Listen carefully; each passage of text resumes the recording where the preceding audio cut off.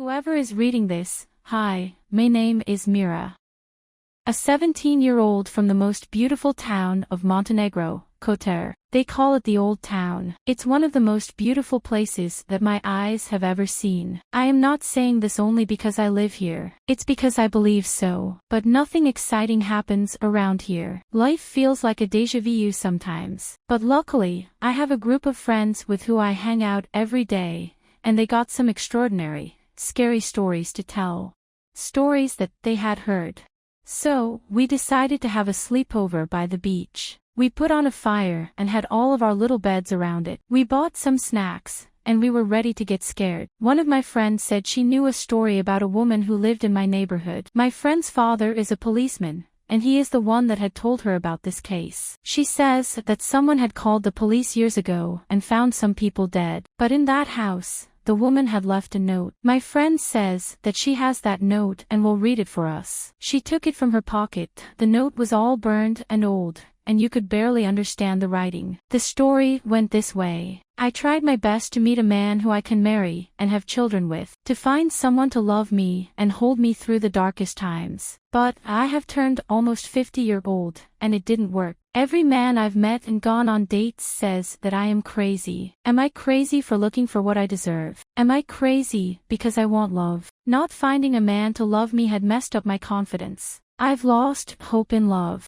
But my love for having a kid had never gone away. That's why I am trying my best to find a proper job, to adopt a baby and raise it in the best way possible. I want my kid to have the life that I never had. The woman I sleep with at the psychiatrist told me that I can't adopt if I don't have a house or a decent job. She also says that they can't let me out of the psychiatrist if I don't get well. But I am well. I don't know why I am here in the first place. I have been taking my medicine, and I have been behaving well. I ask the doctors when will I be going out from here, and they always say tomorrow, and the next day they say tomorrow. But the clock was ticking, and one day I decided to get out of there.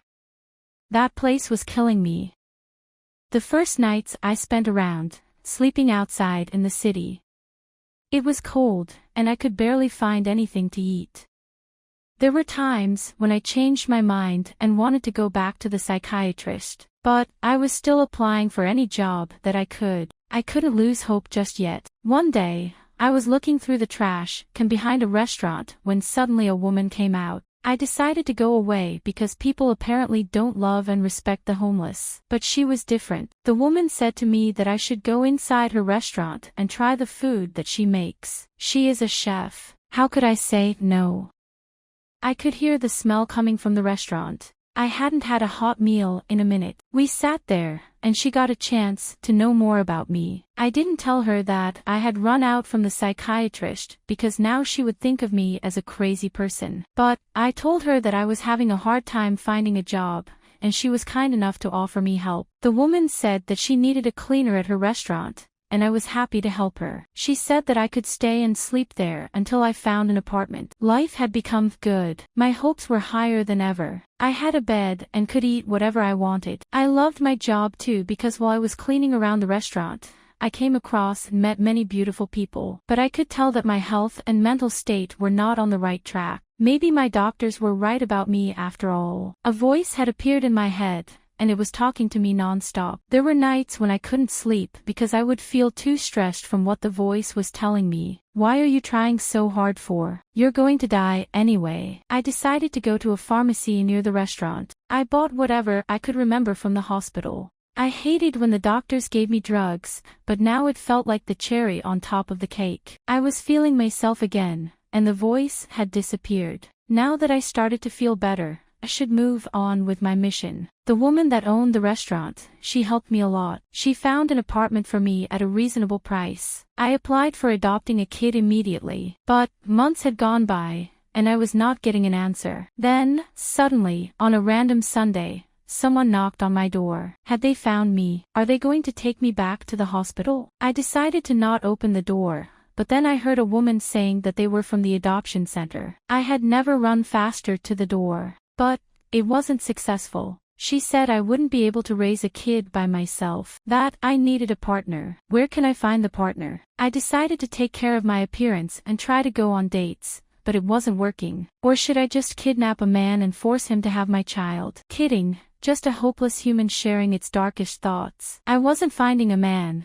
but luckily, I was still working, and work had become much more interesting during a random Monday. As I was cleaning the ground with the mop, I noticed a young couple had come to have dinner. They looked like one happy family. They had 2 children, a newborn who was crying all the time, and another baby, who I think was around 4 or 5 years. Their little girl, around 5-year-old, would go around the restaurant walking and playing. Her mother wasn't paying attention at all. Then, she finally came close to me, and she looked directly into my eyes. She started smiling. She had chubby cheeks, curly blonde hair, and a tiny ponytail. What a sweet little girl she was. I thought of coming closer to her to hug or something, but her mother came and took her. She was still looking at me. She must have liked me. I was hoping that I would see this little girl again. I needed to see her. But, within weeks, luckily, the family decided to show up again. And there she was, the little girl. But she seemed to be mad that day. I bet her mother was not letting her eat the ice cream or the chocolate that she wanted. Or they are not letting her stay on their phone. But I'd let her do anything she would ask. However, they didn't stay much. I didn't even get the chance to look at her. So, I decided to leave the mop for once and follow them. I was curious about where they live. The mother had a baby stroller for the baby, so they must have been walking to the restaurant. They must live near. I followed them for some minutes, and the little girl was always turning her head and was looking at me. I was waving her, and she was waving me back. Then, after some blocks, they had arrived at a park. The sweet little girl started running. She was excited that she was going to play. I sat there by a bench, and I was just admiring her free young soul. Suddenly, I hear someone touching my shoulder. I looked back, and on my right, there was a tall man, and in his t-shirt, it was written, security. He said that I shouldn't be staying there if I didn't have a kid. So, I left. As I was walking, I came across a picture. My picture was being held all over the town, saying that I was missing and needed to return to the mental health hospital. But I didn't want that. I want to have my own life. I took as many posters as I could down and decided that I was not going to waste any more time. I just needed to see that little girl one more time before the doctors found me and put me in hell. I decided to go by the park to see if the little girl was there. I went every day, every hour, but I didn't see her. Until, one day, there she was. I couldn't go as near as I wanted, because the security was there. But, I found the time when the security wasn't looking, and I decided to call the little girl, telling her to come near me. I told her that I wanted to play. She started running with her little legs. Luckily, the ice cream truck was there, and I asked her if she wanted one. The little girl jumped on my arms. What a good feeling. She started eating her ice cream and thanked me. I wanted to take her back to her mother, but then I thought, the little girl is here, she likes me. She feels comfortable around me. What if I take her to my apartment and spend some time together? She grabbed my hand, and I started walking without turning my head back. My heart was racing, but the little girl looked so calm. I arrived at my apartment, and nobody had followed me, luckily. I asked her about her name, and the little girl said that her name was Anna. I told her that she should call me Mom because I would take care of her. It's the truth. I'll do my best to make her happy. But, she kept saying that she wanted to go back to the park, to her mom and dad and her little brother. I gave her my phone. Kids love phones nowadays, right? But she didn't seem to love it. She seemed worried, and her lips were shaking. She started crying, screaming. But, I tried to calm her down, saying that her mom was on her way. This way, she calmed down a bit and had fallen asleep. She must have been tired of playing at the park, my little baby. I decided to cook something for her, so when she woke up, she would eat. But, she started crying again. Why couldn't she see that I loving her? I put her in the bathroom and said that I would bring her mom. I went to the store running and bought her some toys. Maybe she needed this. I came back and noticed that she hadn't cried at all. She was happy to see the toys, and she spent the whole afternoon playing. Then, she ate dinner. Days went by, and there were some moments when she would ask for her mom, but then she would get distracted. I was loving this life. I had never felt this way before, but I couldn't work anymore. I couldn't leave her alone. I spent all the money that I had got for her. But I don't think I will be going out as much anymore because people were looking for Anna one day. So, I decided to buy food for a whole month, till the situation calmed down. Anna wanted to go out, but I couldn't let her. They will take her away from me. No matter how much I loved and took care of her, she was still asking for her mother. I was sad and felt unloved. But something even more terrible happened. I heard that the police was going to search every house. I thought I got time, but no, one day I saw that a police car was parked in front of my apartment. A million thoughts were running through my mind. The police will take Anna away from me, and I will be back at the psychiatrist. That's not the life that I wanted. And that's why I wanted to write this, and explain why I decided to kill myself and Anna. If I can't have... How many murders happen every day across the globe? Is it the police or the government's fault, or the blame goes to someone entirely different? What do you think? When it comes to crimes, there's a lot of questions, but not so many answers. So many unsolved crimes, so many lost people that were never seen again, so many broken hearts left. This story begins on a very cold night in January, Tulsa, Oklahoma. Life is so unpredictable, even at 1:45 a.m., when you must be warm in your bed having your best sleep, excited for what tomorrow brings. Little did we know that the world would wake up with terrible news: other murders. 3 people were murdered, a 58-year-old black male called Kenneth Sellers and a 52-year-old woman along with her 28-year-old son. Where can we start? Just like every crime story, even this story begins with a 911 call. On the north side, a man in the neighborhood where the murders took place heard a woman screaming and noises of gunshots. He decided to call and explain what he heard. After some time, the police arrive at the place where the shooting happened. They decide to not waste time and get in the house as fast as they can, in case someone needed help. Unfortunately, there were 3 victims.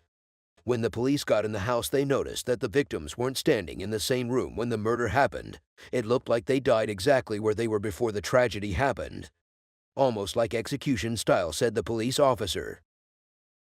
However, each of the victims has a name, each of them has a story. The first victim was standing by the door, the youngest one, the son of the mother, a 28-year-old, named Thomas. He attended Central High School in Tulsa. He was self-employed. He was shot in the chest and his head. The second victim noticed was murdered in the hallway, the 52-year-old woman, shot in her chest. The house was owned by the mother and her son. They lived together. The 58-year-old victim, called Kenneth Sellers, was the last one to be seen by the police. He was murdered in the bedroom of the house. He was on his knees next to the bed. He, too, was shot in the chest and his abdomen. We can surely say that Kenneth and the woman might have been in a relationship together. His sister confirmed it and told us that he was staying there for a whole week. Kenneth Sellers was born and raised in Oklahoma. He worked as a welder for over 10 years. He came from a big family, the youngest of 5. Kenneth, unfortunately, leaves behind 6 children and 9 grandchildren. I'm pretty sure he is very missed. When the police arrived at the house, they noticed that both doors were open. The front door of the house and the back door of the house. The back door of the house didn't look like it was forced to be opened. It seemed that the one that got in pretty easily and knew his intentions. The house was in terrible condition. It's quite the mess, Sarge, says the police officer. In the back of the house, the bedroom had been tossed. The killer, who came into the house, was for sure looking for something. Something he knew that it was there. Perhaps something he owned. Something that was borrowed from him. There were clothes, blood everywhere. The drawers were out. What were they looking for? There were a bunch of empty plastic bags on the floor. I guess they took for what they were looking for: drugs. There was some blood in the bed, in the pillows. There is a casting there too, said the police officer. Detectives believe that the young 28-year-old victim was shot in the right side of the bedroom. Then he ran out of there while rubbing up against the wall as he is going. The wall had blood prints. Then he ran over to the living room, where he collapsed and died there. As they were going around the house, the police officers saw that there were castings all over the house. There were 9mm shell castings. As the team was searching for fingerprints and DNA samples, the rest of the team got informed that the neighbor that had called 911, that heard someone scream so loud, that was the 28-year-old victim's girlfriend. She was already transported downtown to be asked questions about this tragedy. She might know something. She might even be the killer itself. We're about to find out. The girlfriend of the victim has a child, a 5-year-old, a daughter. She left the child to her sisters to babysit. She was the first one to get questioned about this whole situation. The police hoped that she would say something useful. And there she was. She looked scared. She was shaking. Her voice was shaking. The first thing that came out of her mouth was, "Why? Why did they do that to my baby?" She was talking about her boyfriend, the young victim, Thomas. The only thing she seemed to care about was if they are dead or not.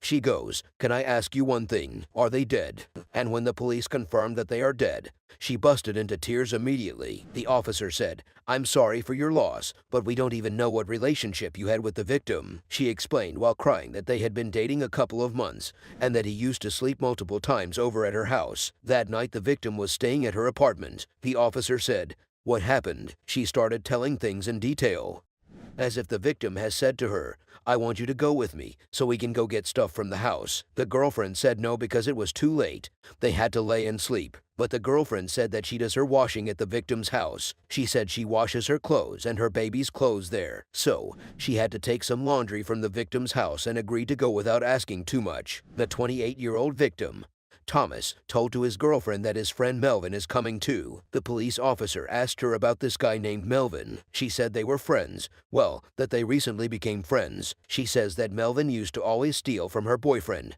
the victim. She says he came to her apartment. The police officer asked her about her daughter and who she was at the moment with. She said she left her child with her sister and her sister's boyfriend, saying that she isn't her blood sister, but she stays directly right across the hall from her apartment. The police officer asks, "So this Melvin comes at your apartment, picks you and your boyfriend, and you go where?" She answers with no hesitation, "We get in the car, me, Melvin, and my boyfriend. There was some other dude that I've never seen before," she says. Detective Mark Kennedy asked her, "What was the purpose of this ride? Tell us." She said that she had no idea. She didn't ask a question. She had to take some laundry and that's it. She says, "Sir, it was my only opportunity. I don't have a car." However, she continues with the story, "We arrived at the house. We go right around the corner to 29th, where the shooting happened. The first to get out of the car was my boyfriend. In the car, it was only me, Melvin, and the other unknown guy. The other guy that I didn't even know who it is, not even his name, left the car too." She says Melvin was in the front seat,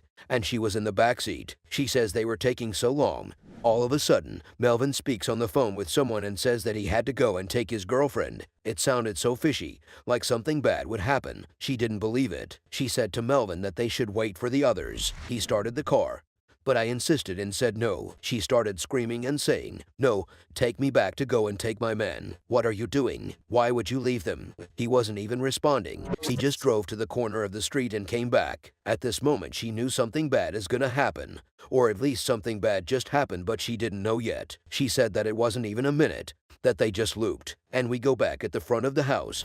I go in the house and see that. She says, boom, he goes off and I see that. I walk in the house to that. By that meaning she saw what happened. Officer goes, "So, who is the killer?" She goes, "The man that went out of the car." But she had no clue who that was. The only things that she said were, he had a black hoodie, he was brown-skinned, Melvin knows him. The police ask her about Melvin. Who is he? How old is he? And much more. She tells that Melvin is between 2 to 6-year-old. He stays in Gilcrease Hills with his dad. She says that she doesn't know Melvin's last name. This information was so good for the police and for the family's victims that deserve to know who is the killer if the girlfriend is being completely honest.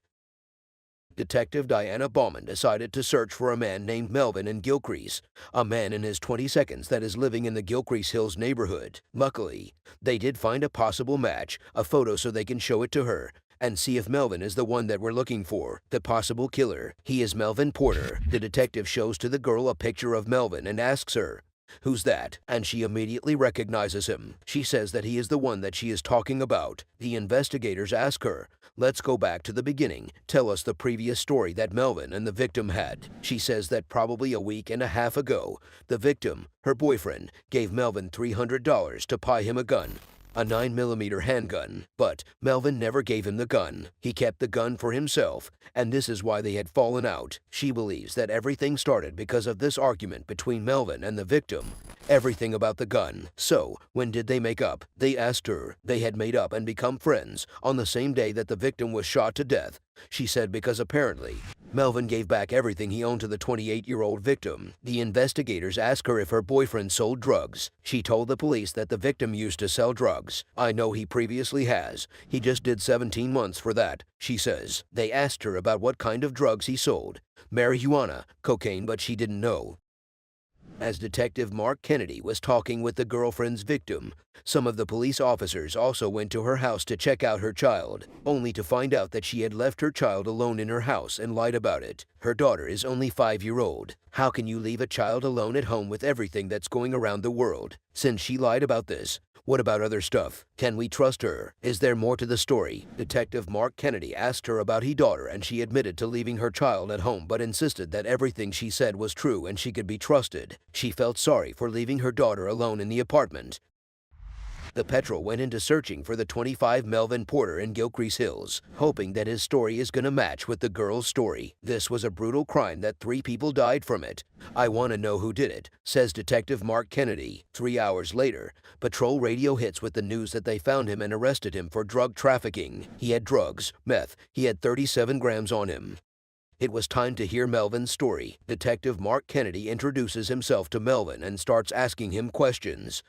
Melvin seemed so chill, not nervous at all, saying that he had nothing to do with the triple homicide and that he hadn't been there that night, only some hours before, but not when they were shot to death. He tells that he was there that day, at the victim's house, and told who it was there, his friend, his mom, and Thomas's mother's boyfriend. He says that Melvin and the victim were childhood friends. Melvin explained what kind of car he was driving, Ford Focus, what hour, and where he went next. When the police told him about what the victim's girlfriend told him, he just laughed and said that it wasn't true. Melvin said, "That's stupid. I don't care what she said to you all. I wasn't with her that night."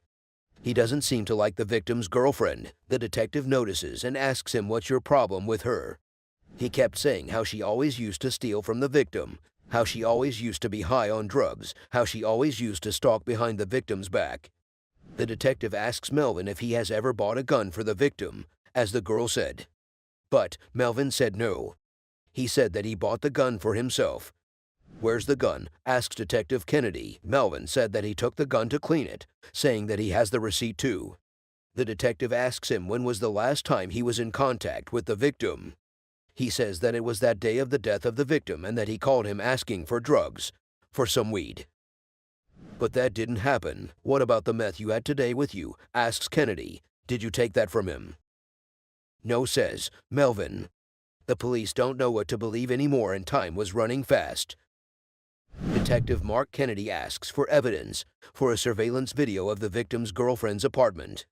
He might find a video of the entrance of her apartment. But then Detective Bauman goes through Melvin's phone and finds some very helpful texts.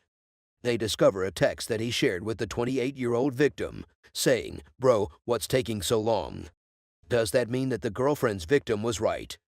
Melvin was there waiting in the car that night right outside the victim's house. The detective asks Melvin about this text and he says that he meant it for today. That they talked about finding him drugs but it didn't happen. Melvin still gives nothing. No clues. The girlfriend's victim gets arrested for child neglect. Melvin gets arrested for drug trafficking.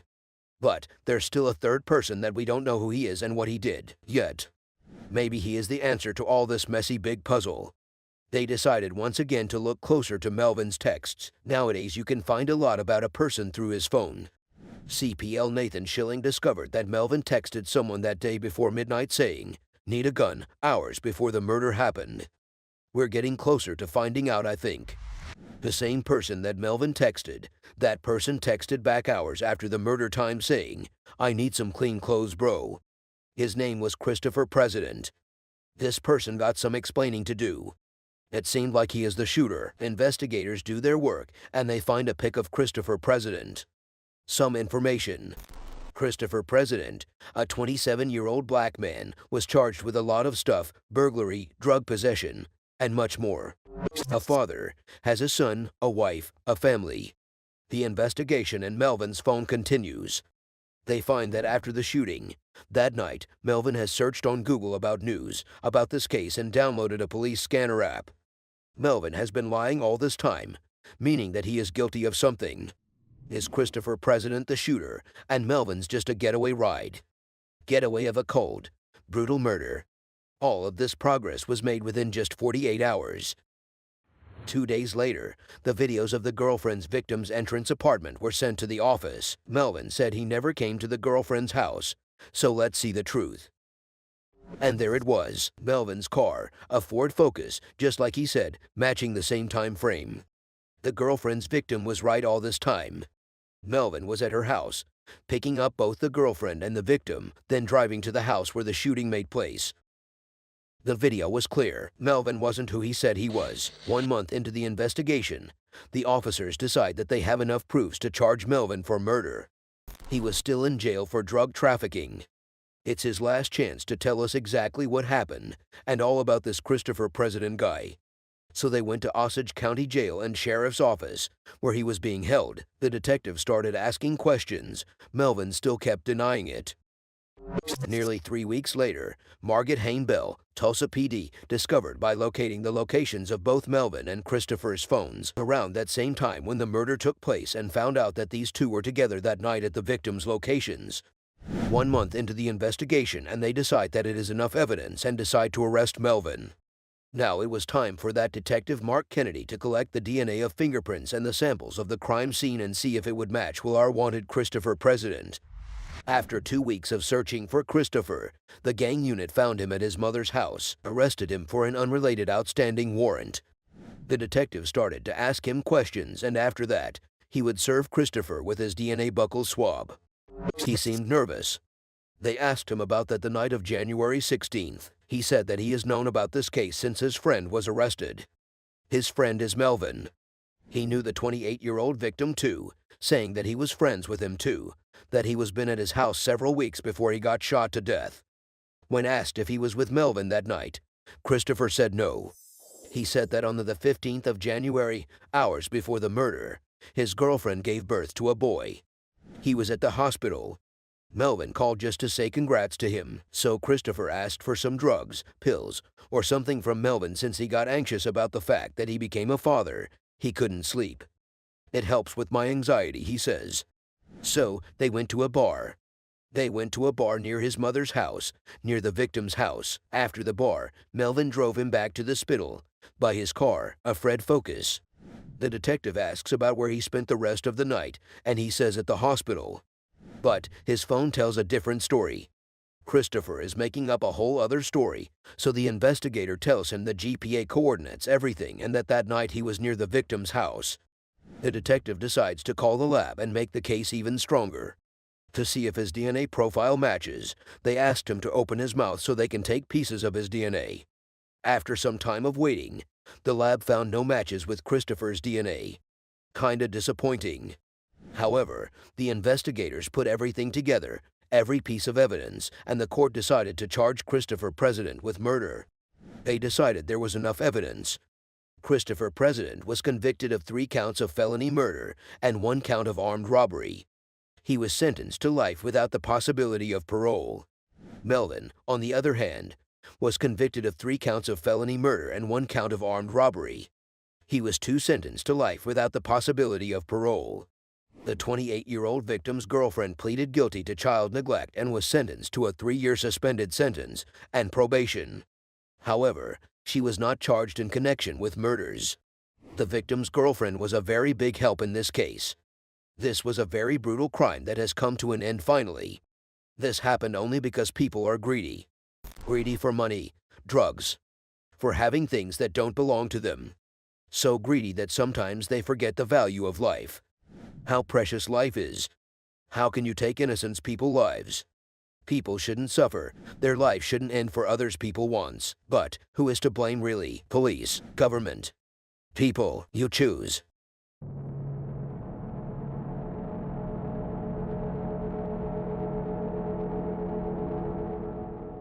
3:22 p.m. in Gwinnett County, a caller called 911. When a 911 operator answered the phone, he asked for the caller's emergency. The caller said he is calling because of his neighbor. He said his neighbor was shot. The operator asked the caller what happened. The caller said he heard multiple shots. He said he heard a lot of shots right now. He said his neighbor collapsed on his doorstep. The operator asked the caller if his neighbor is still breathing. The caller said he is still breathing. He said he is still alive. The operator asked the caller if any other person lived with his neighbor. He said Bob lived with his neighbor. The 911 operator told the caller that paramedics and policemen are already on their way.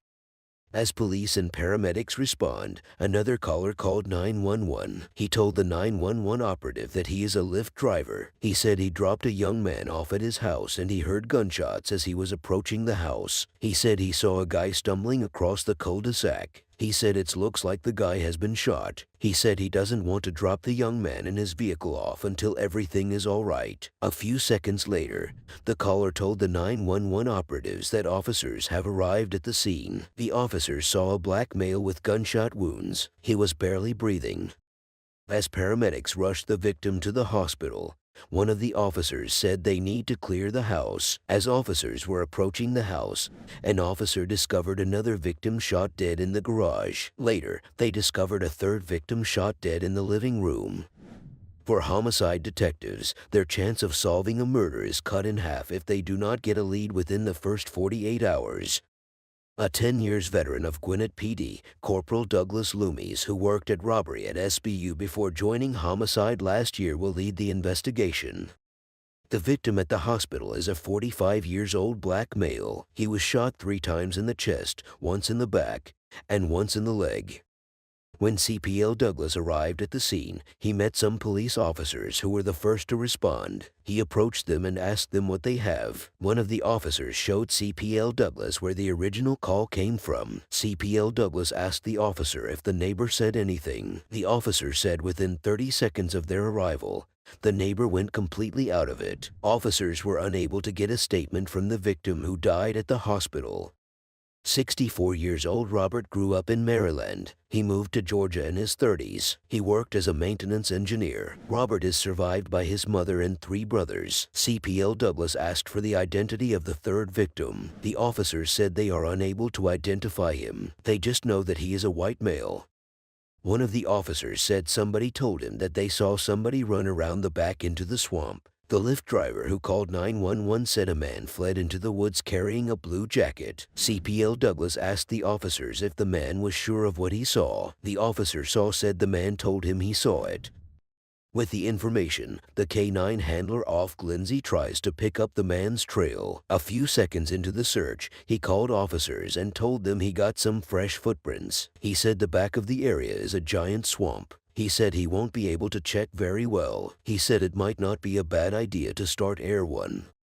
Air Unit joined the search using cameras that can track body heat. The officers in the house took a walk across the house. While they were walking, they found a 9mm gun near the car in the garage. They checked the unidentified white male in the garage. They noticed that he was shot 4 times, once in his head, shoulder, back, and leg. They discovered casings littered around the ground in the garage.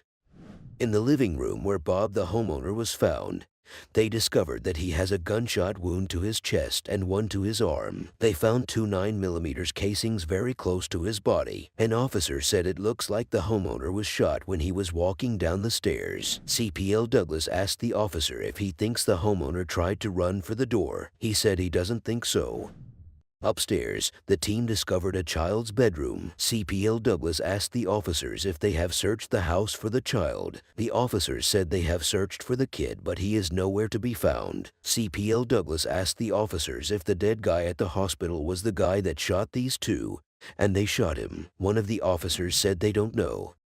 When the officers walked out of the house, CPL Douglas said, "For now, he doesn't know how everything is connected." One of the officers said when he was here, he met someone who told him that the kid is not Bob's child. He said from his explanation, the kid belongs to the dead guy at the hospital. The team decided to reach out to SRS to try to get the name of the missing child and his mother. CPL Douglas said they need to find out where the kid is. While some of the team works on finding the child, the K-9 retracts the suspect sent to discover the blanket close to the swamp. Detective Lindsay said they need to cast around that area and see if they can find anything. In the house, the team located a house with an open crawl space. Inside the house, they located a bunch of muddy clothes, a couple of bags, and an ACK pistol. The team believes the suspect starched a pair of jeans, a black bag, drugs, and an AK-47. CPL Douglas said what that means is that the suspect was running with a rifle, drugs, and he was half naked. CPL Douglas asked the officers if anyone has tried to knock on the door of the other house. The officer said no. CPL Douglas said how are they sure if the suspect is not in there holding the family hostage? CPL Douglas immediately got a search warrant signed and led the team members to the house. While they were approaching the house, he said he doesn't know if the suspect is there or holding anybody hostage. He just feels they need to check the house. The team make entry into the house and started clearing it. After a few minutes of searching, the team did not find the suspect. 3.5 hours in, a neighbor agreed to hand over a surveillance video to the detectives. Using the crime scene address, an SRS officer found the name of the guardian of the child who has been living at the house. The team was able to get the name of the fiancée of the victim who died at the hospital. Her name is Jennifer.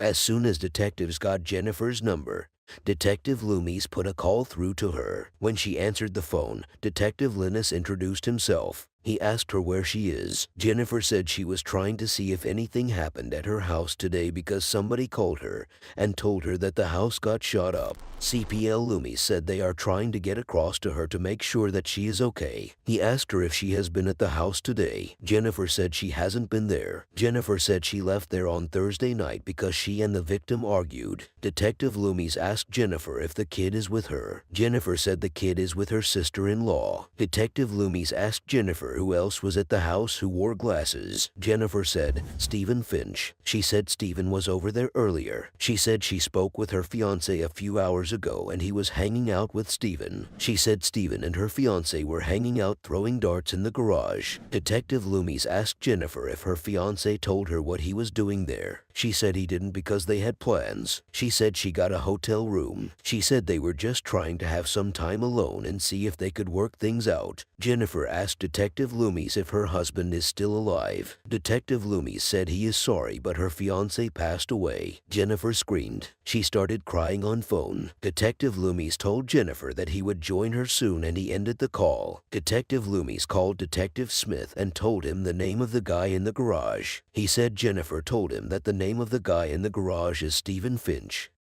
33 years old Stephen Andrew Finch was born and raised in Georgia. He worked at a local seafood company to support his 3-year-old son. Stephen lives behind his parents, 2 sisters, and 2 brothers.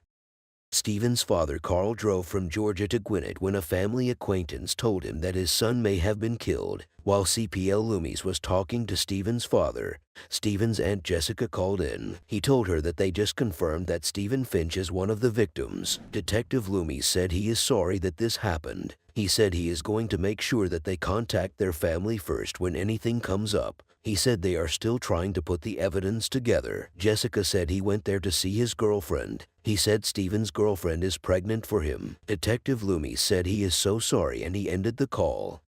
A few minutes later, CPL Loomis and CPL Chris Smith met with one of the deceased fiancés. CPL Loomis asked her when the last time she was at the house was. She said she went there yesterday to get some clothes. Bob's fiancé asked CPL Loomis if her husband was among those that were killed. CPL Loomis said yes. As soon as she heard that, she started crying. She said she and the deceased were planning to get married.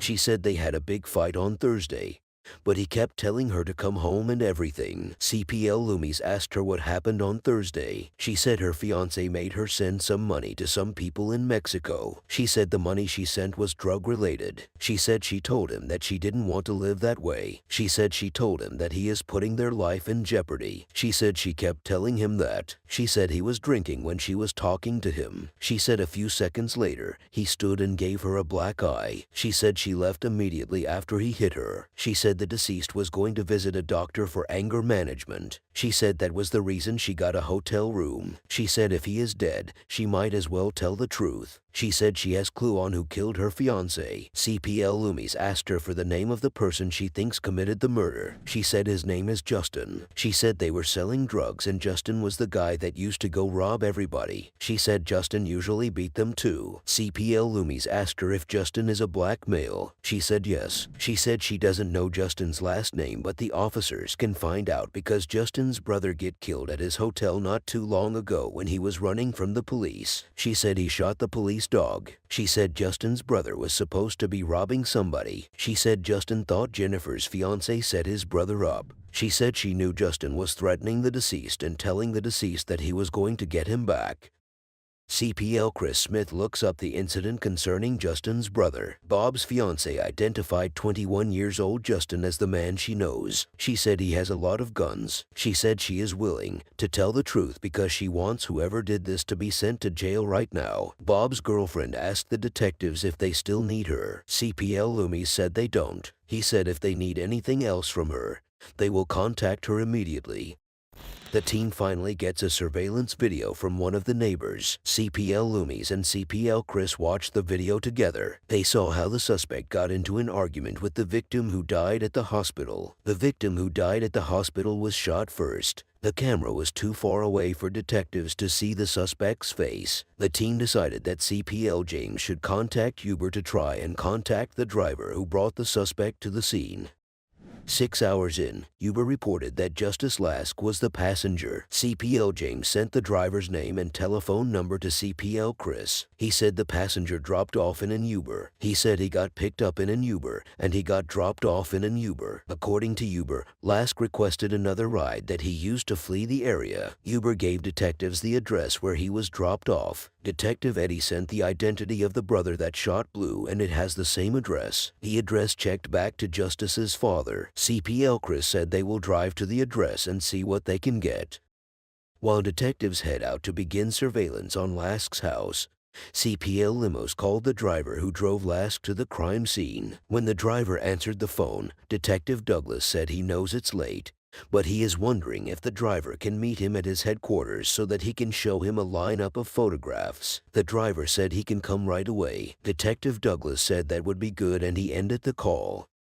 Half an hour later, the driver was at the homicide headquarters. As soon as he arrived, he was taken into an interrogation room. Detective Richter went in and introduced himself to the driver. He played a recording of the call they made to Uber for the driver. After playing the recording of the call to the driver, Detective Richter showed the driver a photo of the suspect and where the murder happened. As soon as the driver saw the picture, he recognized the suspect. He said he was in the backside when he picked him. He was writing something on his seat. He said he doesn't argue with people because he doesn't know what they are going to do. He said he dropped him off and he turned around. He said suddenly he heard gunshots. He said after 3 or 4 minutes, he got another call from the same guy. He said he was thinking he just picked this guy and it's him again. He said he returned there to pick up the guy he just dropped off. He said when he got there, he met another Uber guy with a BMW. He said the Uber driver dropped a minor kid. He said the Uber driver he met there asked him if he heard the gunshots. He said the Uber driver told him that they shot the guy at the corner. He said the Uber driver was calling the dead guy and asking him if he was okay. He said he ran away. Detective Richter gave him another photo lineup to see who he can recognize in the photo. The Uber driver was able to identify Lask as the guy he dropped off before the shooting. He said when Lask got out of his car, he pulled his mask. He said because Lask was behaving weird, he looked at him with the hope of finding out who he is. He said Lask's name was showing justice. Detective Richter asked the Uber driver if the driver asked him to wait when he dropped him off. He said he did not ask him to wait. Detective Richter asked the Uber driver if he had any conversation in the car with Lask. He said Lask was smoking. He said he told Lask that he is asthmatic and he cannot handle smoking. He said Lask told him that he will finish his smoke outside. He said that was the only conversation they had. Detective Richter asked the Uber driver if the suspect was carrying anything. The Uber driver said the suspect was carrying a backpack. Detective Richter showed him a picture of a backpack that was found in the car space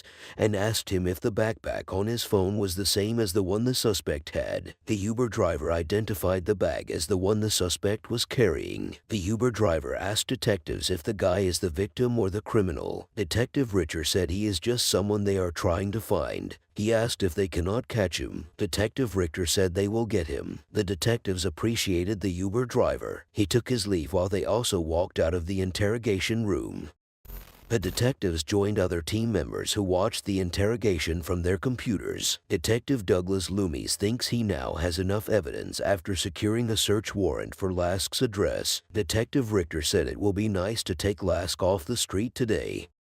As SWAT prepares to hit Lask's house, a report came in about a suspicious person in the neighborhood where the murders took place. The caller said the guy stopped the car and it was kind of strange. He said the guy ran to a house hiding and trying not to be seen. The 911 operative asked the caller how long the guy has been staying there. The caller said the guy has been there for 4 minutes. He said the guy drove off just now. The 911 operator asked the caller the type of vehicle the guy drove. He said the guy is in a black Camry. He said the guy is wearing a hoodie. He said the suspect is wearing a green, black, and brown army camouflage. The operator asked the caller whether the guy is a white or black male. The caller said the guy is a black male. The caller said the guy is coming back again. He said he can see him again. The 911 operatives told the caller that officers are on their way. He told the caller to stay on the line with him.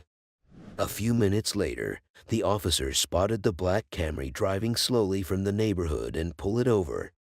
11 hours into the investigation, Justice Lask was brought to homicide. Detective Richter and another detective went into the room to interrogate him. Detective Richter asked Justice if he has ever been to police custody before. He said he hasn't. Detective Richter told Justice that the reason why he was there was that some people saw him walking behind a house. Detective Richter asked Justice what he was looking for back there. Justice said he has a friend who stays over there. He said he was trying to see how far they were away from the house. Detective Richter asked Justice where his friend lives. He said his friend lives on the next street over. Detective asked Justice to describe the house. He said his friend's house is in a cul-de-sac. Detective Richter asked Justice how he dove into the cul-de-sac. He said he drove through the left. Detective Richter asked Justice why he was just driving the car around. He said it was because they had it blocked off and he heard on the news that a homicide occurred in that area. He said as soon as he heard the news, he knew what to do, which was to go and get his stuff. He said he was trying to get to the victim's house where he left his gun several days ago. Detective Richter asked Justice what type of gun he left at the victim's house. Justice said it's an AK. Detective Richter asked Justin that when was the last time he shot a gun. He said he shot a gun some months ago. He said he was hurrying to get his gun because it's his. It has his name on it. Detective Richter asked Justice if he was there in the afternoon. He said he was there. Detective Richter asked Justice how he got there. Justice said he got there with Uber. Detective Richter asked him what happened when he got there. Justice said his friend wasn't at home, so he left. Detective Richter asked Justice if he walked into the garage. Justice said he didn't. Detective Richter said he did. After much pressure from the detectives, Justice admitted to speaking with his friend who was the victim that died at the hospital. Detective Richter asked Justice what they talked about. He said they were trying to help him keep his guns. Detective Richter asked Justice why he left his gun at his friend's house. He said he needed some money. Detective Richter said, so his friends loaned him money for his guns. Detective Richter asked Justice if he was going to pay back the money. Justice said he had the money. He said his friend just didn't want to give it to him. Detective Richter asked Justice that he said he saw it over the news that a homicide happened when he was over there. He said he doesn't know how Justice was there. Justice kept quiet for some seconds. After some seconds, he said the victim was arguing with him about trying to pick up his guns. He said his friend had a gun. Detective Richter asked Justice if he shot his friend because he was carrying a 9mm gun. Justice said that was how it happened. Justice said when he came into the garage, the victim was clutching at him. He said the victim got his hand ready on a gun. so he felt threatened. Detective Richter asked Justice how many times he shot the victim. He said he shot the victim twice. Detective Richter asked Justice what he used to shoot the victim. He said he used Glock.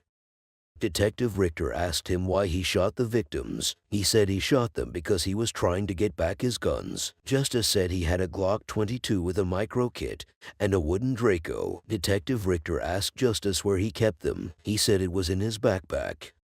Detective Richter asked Justice if he knew that was how everything will turn out. Justice said he went there to get his stuff. He said he just wanted to collect his stuff and leave there and never go there again.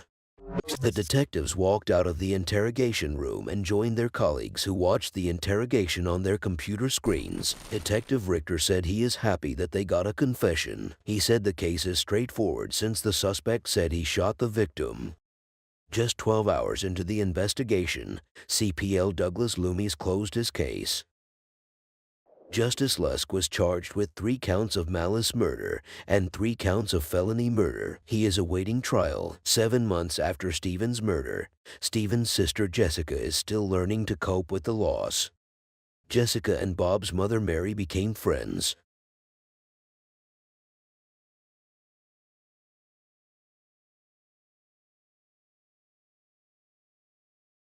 You know that moment when you spend a lot of time with someone and start acting like one another?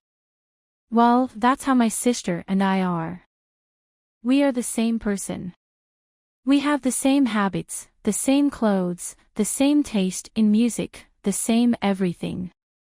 Even our parents had named us with similar names. Mine is Luna, and hers is Lira. Everyone thinks that we are twins, but she is some years older than me. And I don't see it, to be honest. I thought that I would have my sister forever by my side, just one room away, but she got into a relationship. She had met someone online. This way, I began to lose her day by day. She would sneak out at night, knowing that our nights are for Netflix. I was happy but jealous at the same time because she wasn't free enough to hang out with me. But she seemed happy. She would talk for hours for that boy. But months had gone by, and my sister was not as she used to be. She would either be on her phone all the time texting her boyfriend back, or she would be in deep thoughts, overthinking. She had this look on her face, a sad look.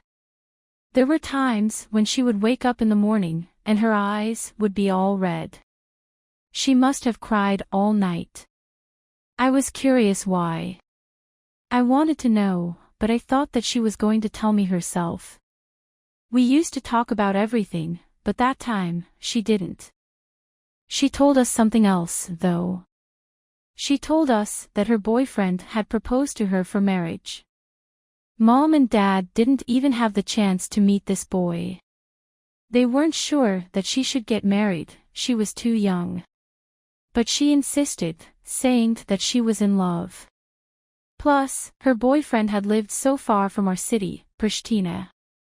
He was living in Skopje, and it was an almost 2-hour ride. But they didn't listen to anyone. They got married and got a new apartment. There were just them two. Even though my sister got married, she would always come home and stay about 3 days. Home didn't feel like home when she wasn't around. She often came with her boyfriend, but he was kind of a mysterious guy. I think he was just shy because he didn't talk much. Our sister told us about him and the hard life that he had. He was an only child and had lost their parents to a car accident when he was just 8 years old. He spent all of his childhood years in an orphanage. But I was glad that my sister had found someone. It is very hard to find someone who wants a serious relationship or wants to get married nowadays. I was happy for them, but I always thought that her boyfriend hated me. He always saw me like I was a bad influencer to her. He would say to me that I shouldn't make my sister wear short stuff and do makeup. But my sister always did that. He was so jealous, and he hated the fact that every time my sister came home, we would go out. But what is she supposed to do, stay inside? She was young. But then, my sister went from coming home to us every month to just texting and calling us. She would say that she didn't have time because she was going into job interviews every day. It would go months, and I wouldn't see her face. But, thank God, FaceTime exists. But, things became even worse. She would never answer my FaceTime calls. She would barely text me back, and when she would text me back, it would be short answers. She was the type to use emoji and text paragraphs about how her day had gone. But no, she kept the conversations short, like she didn't want to text me or Dad or Mom. Mom and Dad were so worried, and they decided on going to Skopje and surprise visit her. I didn't tell Mom and Dad why I didn't go with them. It would be too much for them. Because, some days ago, my sister had texted me saying that she didn't want to see or meet me. But, when Mom and Dad came back, they had some news. They looked worried. They said that they went to their apartment but the door was closed. They begged the door and then called my sister, but nothing. Then, a neighbor there had told them that the couple had been gone since a long time ago. The neighbor said that she would always hear the couple argue. She thinks that they are on vacation or something. Mom had started crying, saying that she felt like something terrible had happened. How could she go on vacation and not tell us? A day had gone, and my sister decided to text us back, saying that they were somewhere on vacation and that she didn't have any Wi-Fi connection.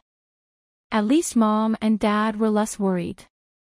Then, my sister began to post on her social media. She was posting her vacations, spending time in the sun at the beach. She looked like she was having fun. Until one day, she had posted something suspicious. A photo of herself, a selfie. But it wasn't just any photo, it was an old photo. She had captioned that she was on vacation. But, in that photo, she was wearing my jacket, which was at my home. Was she lying that she was on vacation? I was so confused. I didn't tell Mom and Dad about this until it had been 2 weeks since our sister hadn't texted us. I told them about the pic, and they immediately called 911. The police had put my sister's pic on the news as a missing person. And we never got a text from her ever again. The police searched her apartment in Skopje, and they didn't find anything suspicious. They said that the apartment didn't even have any type of furniture, and it was so messy. There was just a bed and a kitchen.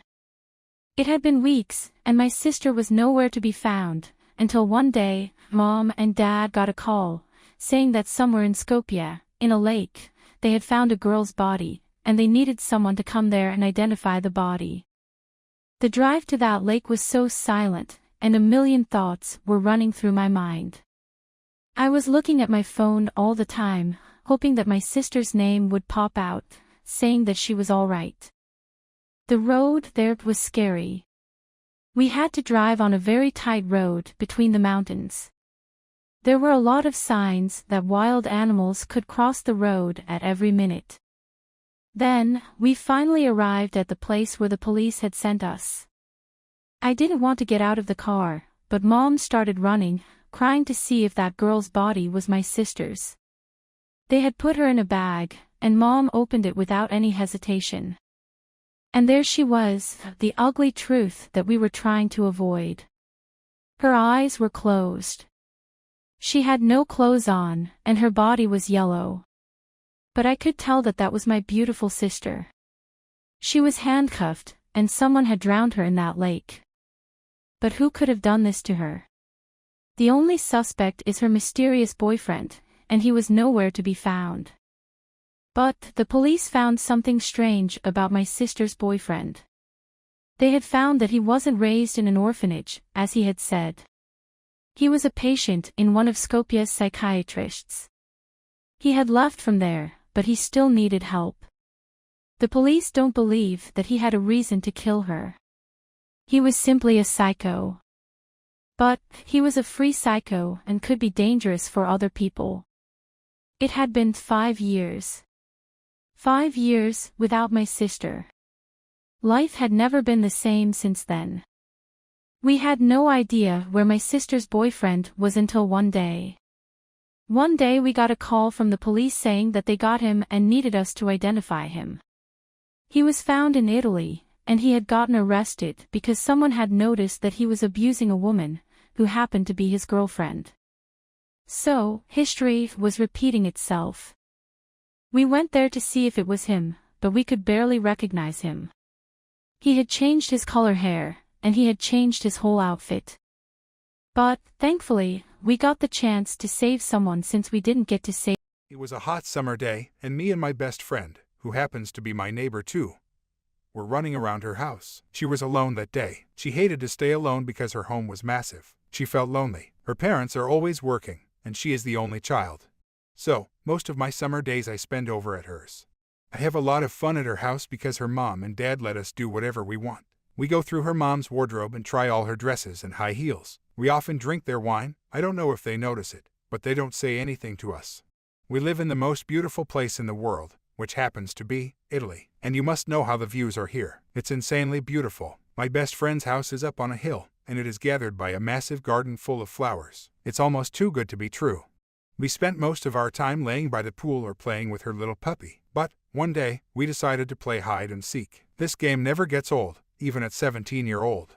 I was winning all the time, hiding in the most unpredictable places. Then, I thought of a genius place. I knew that they had a basement where they kept all the old stuff. I decided to get in there. There's no way she could know where I was. I went there and could barely walk. It was so dark, even though there was still daytime outside. By the door, I noticed a flashlight. I took it, and luckily it worked. I stayed for some minutes, and my best friend didn't seem to find me. She wasn't calling my name, and I didn't hear any footsteps. There was a bunch of stuff there, and I decided to look around since I had nothing to do. There were toys and baby clothes full of dust. It must have been my best friend's when she was a baby. How cute. I started looking at them one by one, smiling. Then, I came across a pink, small diary. My best friend was not the type to keep a diary. I was surprised. I opened the diary, took off the dust from it, and the first thing that she had written was, "How my little sister got killed." My body was full of goosebumps. I noticed that she had written about this in more than 20 pages. I thought that it might have been a joke or something, but I read the first paragraphs and noticed that it was clearly about her life. What does that mean? She doesn't have a sister, at least that's what she had told me. I was reading when I suddenly heard my best friend's puppy barking at me like crazy. Then, I heard some steps. My best friend was yelling, calling my name Angela. I didn't know what to do. Should I leave the diary and die from a curiosity? I couldn't do that. The second that I put the diary in my pocket, my best friend came in and said, "Got you." She said to me, "Angela, you look like you have seen a ghost." I couldn't tell her what I had just seen, not until I read the rest of the story. Luckily, at that moment, her parents came from work. They insisted on me staying for dinner. But I just couldn't. I ran to my home. I was scared and curious at the same time. I went to my room, put on the sign "Don't disturb me," and locked the door. I was never this excited to read. The story went this way. Hi to whoever is reading this. I know I am not supposed to write this, but I have no one I could talk to. Something had happened to my family and me. It had changed our lives forever. I have never been this sad before. Mom and Dad said that we should keep it a secret, but they don't have to know that I am writing this. They don't understand how alone I am. They have each other. I have no one. We used to be a happy family. At first, it was just me, Mom, and Dad. Mom said that when I was younger, I cried my eyes out, asking for a sister. Every year, I would write to Santa Claus, but he would always bring me toys. I didn't want toys. I had plenty of toys. I even shared my wish in front of my class, and everybody laughed with me, saying that Santa Claus doesn't exist. But then, Mom said that we should be waiting for a stork because it would bring my little sister to our door. I would spend hours and hours looking at the sky, but the stork never came. But, just when I was about to lose my patience, my mom had started gaining weight. I was only 9-year-old when Mom and Dad told me that a baby was inside her stomach. I remember how amazed I was by the fact that the baby was in my mom's stomach. We didn't need the help of Santa Claus or the stork. Mom had made it. Months went by, and Mom says that I always used to ask her every day if the baby would arrive. But, I didn't know that I wouldn't be asking that question anymore on a random Tuesday. My little sister had arrived, and we were happier than ever. My mom took a break from work because my little sister needed her. She would cry all night, and sometimes I would say to my mom, "Can we give her back? She is not letting us sleep." But, we got used to her, and she grew up so fast. I was present at her first bath, first steps, and her first word, "Mommy." She was growing up so fast, and Mom had to start working. I was only 12 years old, but I was confident that I could watch over my little sister. But Mom didn't want to leave us alone. She had posted somewhere online asking for a babysitter to look over us. After some days, many women came to our house, but only one of them fit with our schedule. Mom said that the babysitter would start the job immediately the next day. The next day came. I woke up and saw that the babysitter was in our living room. She was an old woman, around her 50s. She had long white hair, and she was wearing a flower print dress. She seemed kind, but my baby sister started crying when she tried to hold her. My little sister is usually friendly and never cries around new people. But my mom had no other choice. She was going to start her job the very next day. I could tell by my mom's face that she was worried and didn't want to leave us alone. But I promised her that I would immediately come home after school, so my little sister wouldn't be alone with the babysitter. The next day had arrived, and I came home to the babysitter taking care of my little sister. They seemed like they started to get along. They were playing.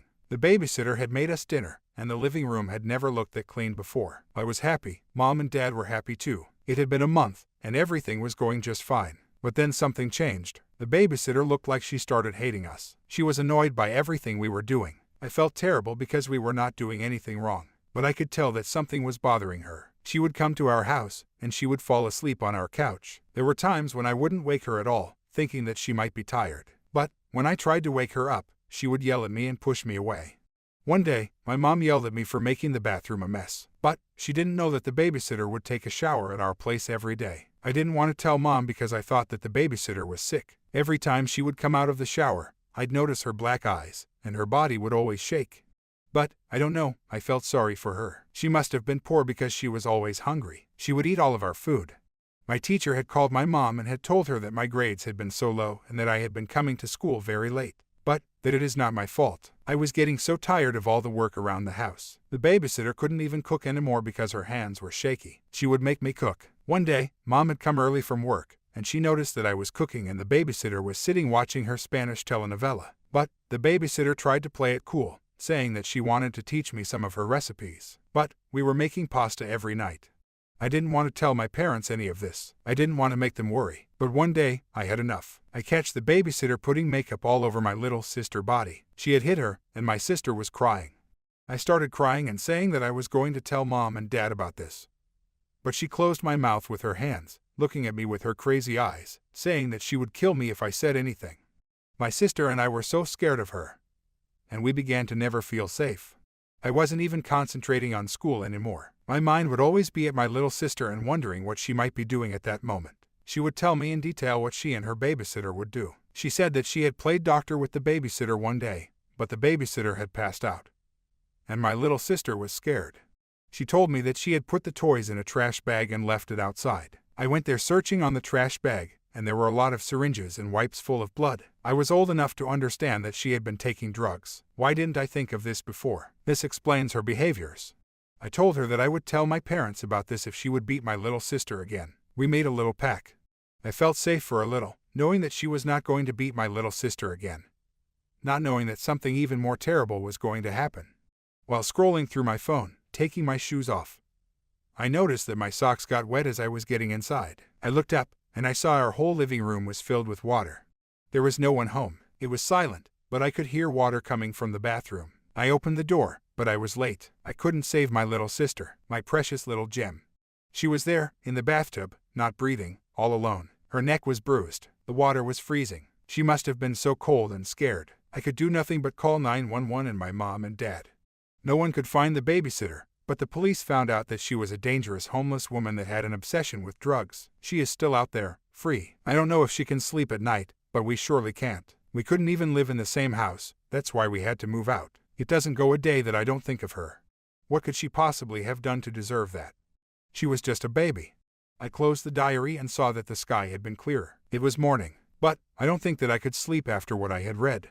And I will not be telling my best friend about this until she decides to. Who am I? I am a teenager who has just graduated high school. Everyone calls me Dua. I come from a very big family of 5 kids. We all live together with mom and dad, in the middle of the city, New York. But life has been so expensive lately. Especially growing up as a girl, there is so much stuff you need. Now every girl does their nails and eyelashes every month. Every girl buys clothes that are trendy for the moment. I don't get it. Where do they get all this money? Mom and Dad work a lot for us to have a promising future, but I'd feel guilty if I asked them money for fixing my eyelashes. That's just selfish. But now it's the perfect time for me to look for a job. I have graduated. Plus, I am on my summer break. Why not make some money? There is nothing to do at home anyways, so I have applied anywhere that I could. As a babysitter, waiter, and cooker, even though the only things I know to make are plates of pasta. But lying in your CV never hurt anyone.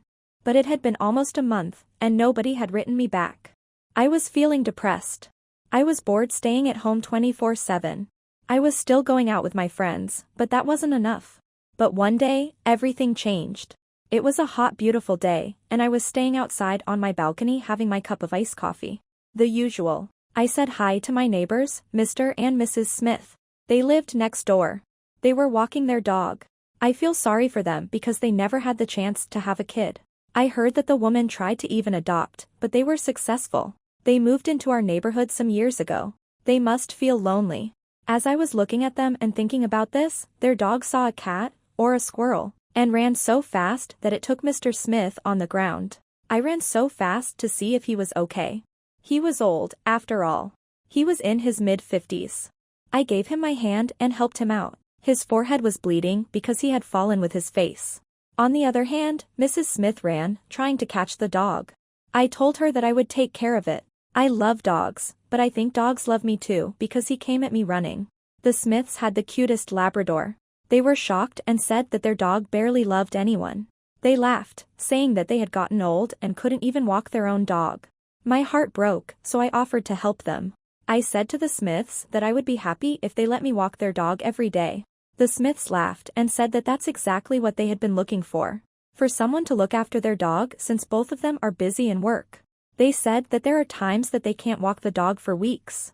They said that their dog was crazy for going to the park. It is settled then, I said, laughing. Mom and Dad had never let us keep a dog before. I was excited. But, the Smiths said to me that they are not going to let me look after their dog without getting me paid. I didn't want to sound selfish, and I said that there was no need to pay me. After all, we lived next door. It was a favor that I would happily do without asking for anything in return. But they insisted, and they offered me a good payment. I was surprised. What do the Smiths work? I have no idea. I didn't care. I was just happy that I had something to do now. Something to start my day with. They said I could begin to walk the dog starting from the following day. They gave me a key to their house and told me all the places where they keep the dog's food and everything else it may need. So, the next day I went to the Smith's house. They are at work during the mornings, and they keep the dog inside. I went in, and the place was so silent. It had a dark vibe. It looked dead. The dog jumped on me when it saw me.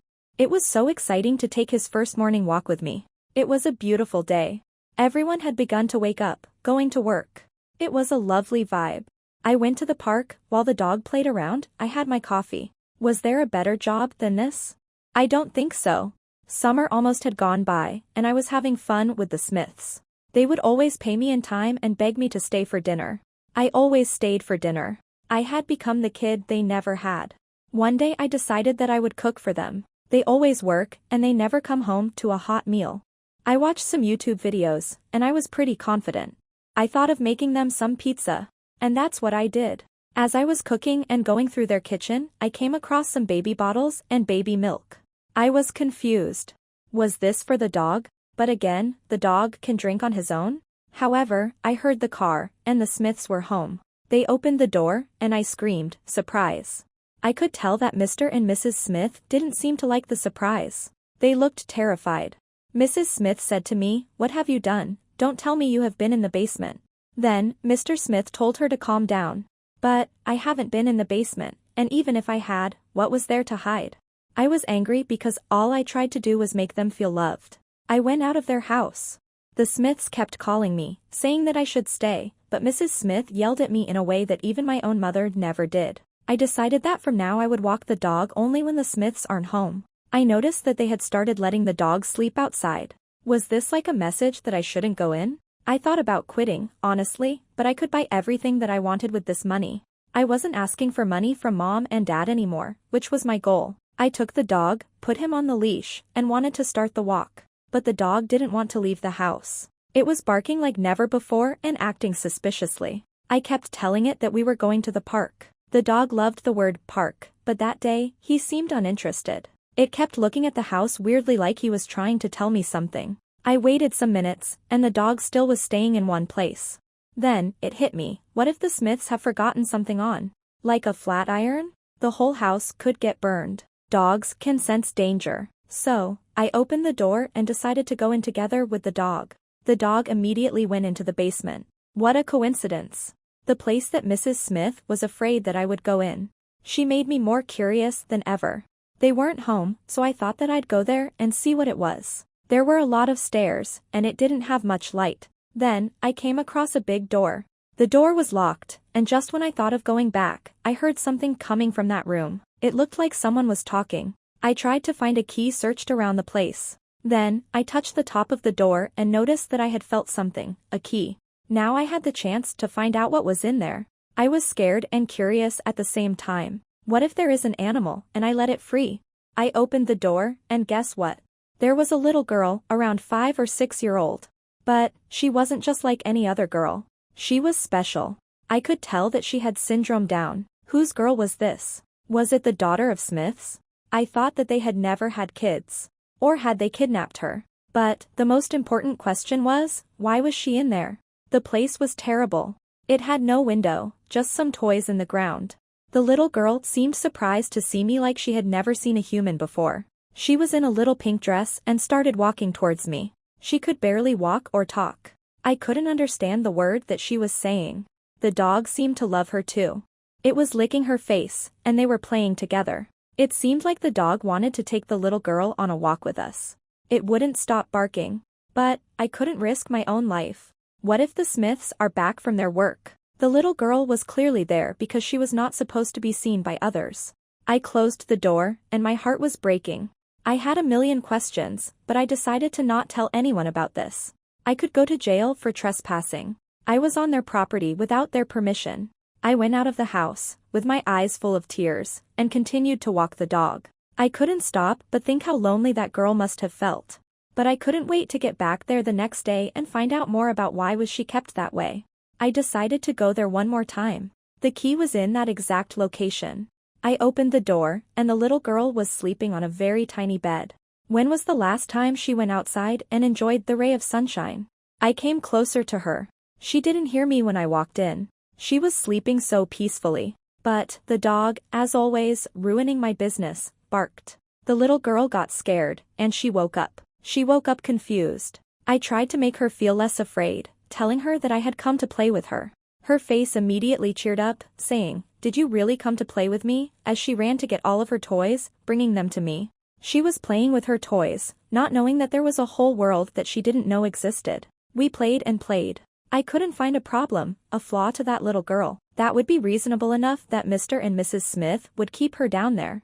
But, unfortunately, it was time for me to go. The clock was ticking, and the Smiths could be home every minute now. But, days went by, and I wasn't doing my job at all. I wasn't walking the dog. I was spending time with the little girl. But, one day, I couldn't find the key at all.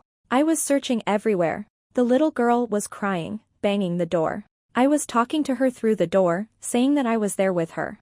Then, suddenly, I hear a car approaching Smith's house. It was Mr. Smith. I hid somewhere in the basement so he wouldn't see that I was there. I didn't know where the dog was. I was just hoping that it didn't make any noise. Mr. Smith came into the house and went immediately into the basement. He heard the little girl crying, and he seemed very mad about it. He has had the key in his pocket and opened the door. The first thing he did to the little girl was hit her, saying that she shouldn't make noises because someone might hear her. Then, he closed the door. But, I could still hear her crying. My heart broke into pieces. I couldn't allow this anymore. I waited till Mr. Smith left the house. He had left the key in the door too. It was the perfect time for me to save the little girl. I opened the door. My hands were shaking. The minute the little girl saw me, she smiled and was happy. I took her by my hands and ran as fast as I could. Finally, we made it out of the house. It was a sunny day, and the little girl couldn't open her eyes. She was curious about the surroundings. She was looking at the cars and at the houses weirdly. I noticed that this was the first time she had ever gone out of that house. I immediately took the little girl to my house and called Mom and Dad. I called 911 too. The police took the little girl and me to their office, telling them everything that I knew. Then, they went to Mr. and Mrs. Smith's house. They were shocked. After some hours, the Smiths came back from their work thinking that it was going to be a day like the others. But, no. The police were waiting for them outside of their house. At first, they acted like they had no idea what was happening. But, they couldn't fool anyone anymore. After some time, the Smiths got the chance to tell their side of the story, to confess. The reason why they kept the little girl there was because she was born with syndrome Down. They feel embarrassed. What a sick world we're living in. The little girl is now living in an orphanage where everyone is taking good care of her. But, I can't leave her there. I am thinking of adopting. Do you know that feeling when sometimes life feels like a movie? I had the exact feeling some years ago. My friends and I witnessed something bizarre that almost put our lives in danger. This is how it went. I was just a teenager. A 17-year-old girl at the beginning and most beautiful times of her life. I am not going to tell you the long version of my name. It sucks. But I have a nickname. Everyone calls me Mimi. My friends and I recently moved to LA, the land of dreams. And life had changed a lot, for the better. It feels good to go out of the city and not have people stare at you. Here, you can wear whatever your heart desires. I often FaceTime my family, and they say that my personality and style have changed so much since I came to live here. But, I like this new version of me. I have created a routine. I feel like I have my life on the right track. My friends and I wake up early every day, and we either have a walk or have a little hike. We love hiking, and this is where the story takes place. It was a random Sunday. My friends and I were off work, off responsibilities. It's the day when we usually sleep in, till late afternoon. The other night, we drank more than we should have and made plans that we didn't remember the next day. As the two of us were sleeping, we got disturbed by a phone call. I was sleepy. I was turning it off, thinking I must have left an alarm by mistake. But the phone kept ringing and ringing until it became even worse. Someone was banging at our door. We couldn't escape from this. I was hungover, still on my PJ. My makeup was still on from yesterday. I must have forgotten to do my skincare. I could barely walk into the door. I opened it, and there were my friends. My crush was there too, and he was not supposed to see me this way, like a complete mess. Why do I have the worst luck in the world? My friends were saying that we had made a plan to go on a hike all together. They went in till we got the time to get ready. I needed a shower, but I didn't have much time. I made avocado toast, and we were off to our adventure. It was a hot, beautiful summer day. After an hour's car drive, we arrived at a hiking trail. But, we couldn't get our car inside the mountains because a sign said it was dangerous. So, our little adventure had started. Each of us was in our own little world. Some had already put their AirPods in and enjoyed their hike in peace. Some were running, playing around. But I was talking to my crush. This crush was a teenager, a beautiful tall handsome boy named Jack. Since the day that I had moved here to LA, I noticed that there is a possibility that Jack was into me. He told me how I had kissed him the other night as we were hiking. But I didn't remember a thing. I thought that he was joking at first, but he was swearing on his mother's head. I told him sorry, but he said, "It's okay, I liked it." We walked and walked until we noticed no more signs showing which way to go. There were no other people except us. We were already tired, and we decided to get back home. It was starting to get dark anyway. But it came to my attention that we were not going back on the same roads as we came. We were going on a whole different path. I said this 2 or 3 times, but no one was giving it attention. No one was listening to me. But, then we realized that our friend, who was telling us which way to go, was drunk. He had been drinking the minute that we had started hiking. At first, we laughed about it. It was funny. But we couldn't find the right path to our car anymore. It had begun to get dark, and we were walking with our phones. But that was not the only problem that we were dealing with. We didn't know how cold the summer nights could get until that night. We were freezing. I was in shorts and in a t-shirt. My crush, Jack, had given me his hoodie. But still, there was no way of escaping this coldness. We stayed under a tree, screaming, asking for help, but no one was around us. We tried to call someone who could help us, but there was no connection. We tried to not panic, nobody was showing it, but I knew that everyone was freaking out deep inside. Then, Jack noticed that I was starting to get stressed and called me to have a walk, just the two of us. We went far from our friend group. We couldn't even hear them anymore, so I told Jack we shouldn't go further and get lost again. He was hugging me, trying to make me feel warm. It worked. I felt safe in his arms. Then, it happened. Our first kiss. Well, our second, but during our first, I was drunk and didn't notice how much I would love to kiss him. We were kissing, and the next thing we knew, we were on the ground. One thing led to another, and as we were touching each other, we heard some noises. We thought that our friends had come. But then noticed that smoke was coming from somewhere. We came closer and saw that there was a campfire there. There were a bunch of people that had sat around the fire. We were happy. There was someone that could help us. Finally. But, just when we wanted to speak up and ask for help, we realized that the people there were naked. They had some weird makeup on their faces, and they were singing in a language that we didn't understand any of the words. We didn't understand what they were doing, but I was afraid of them. Everything was just weird. But then we heard our friends calling our name. We didn't want those people to find out that we were in that forest. They could be dangerous. We ran as fast as possible to tell our friends to shut up. We went by a big tree and sat together. Our friends weren't believing us, thinking that we were joking. But, after a minute, we heard that those people had heard us and they were walking where we were. They were searching for us. It was dark, but I could still see their faces from the moonlight. They looked like wild people. They had big spears. We were scared for our lives. We didn't make a sound. Then, they left. Now our friends believed us. We decided to stay there and not move till the morning. The night is always scarier. We could hear a lot of animals' voices, wolves. And our friends thought that it would be better if we stayed near those people. They have a fire which the animals are scared of, and after all, maybe they are willing to help. You can never judge a book by its cover. We started walking towards the campfire quietly, but we couldn't hear the people talking or singing. Like they weren't there at all. We looked through the bushes and saw that the people were all gathered around something. There was a body. We thought they must be animal hunters, but then we saw that that body had 2 legs and 2 arms. It was a human. A girl. She was dead, but those people were playing a kind of a death ritual to her. I couldn't believe my eyes. We were shaking, trying not to make a single sound. It was a life or death moment. We couldn't risk and go out in the forest again.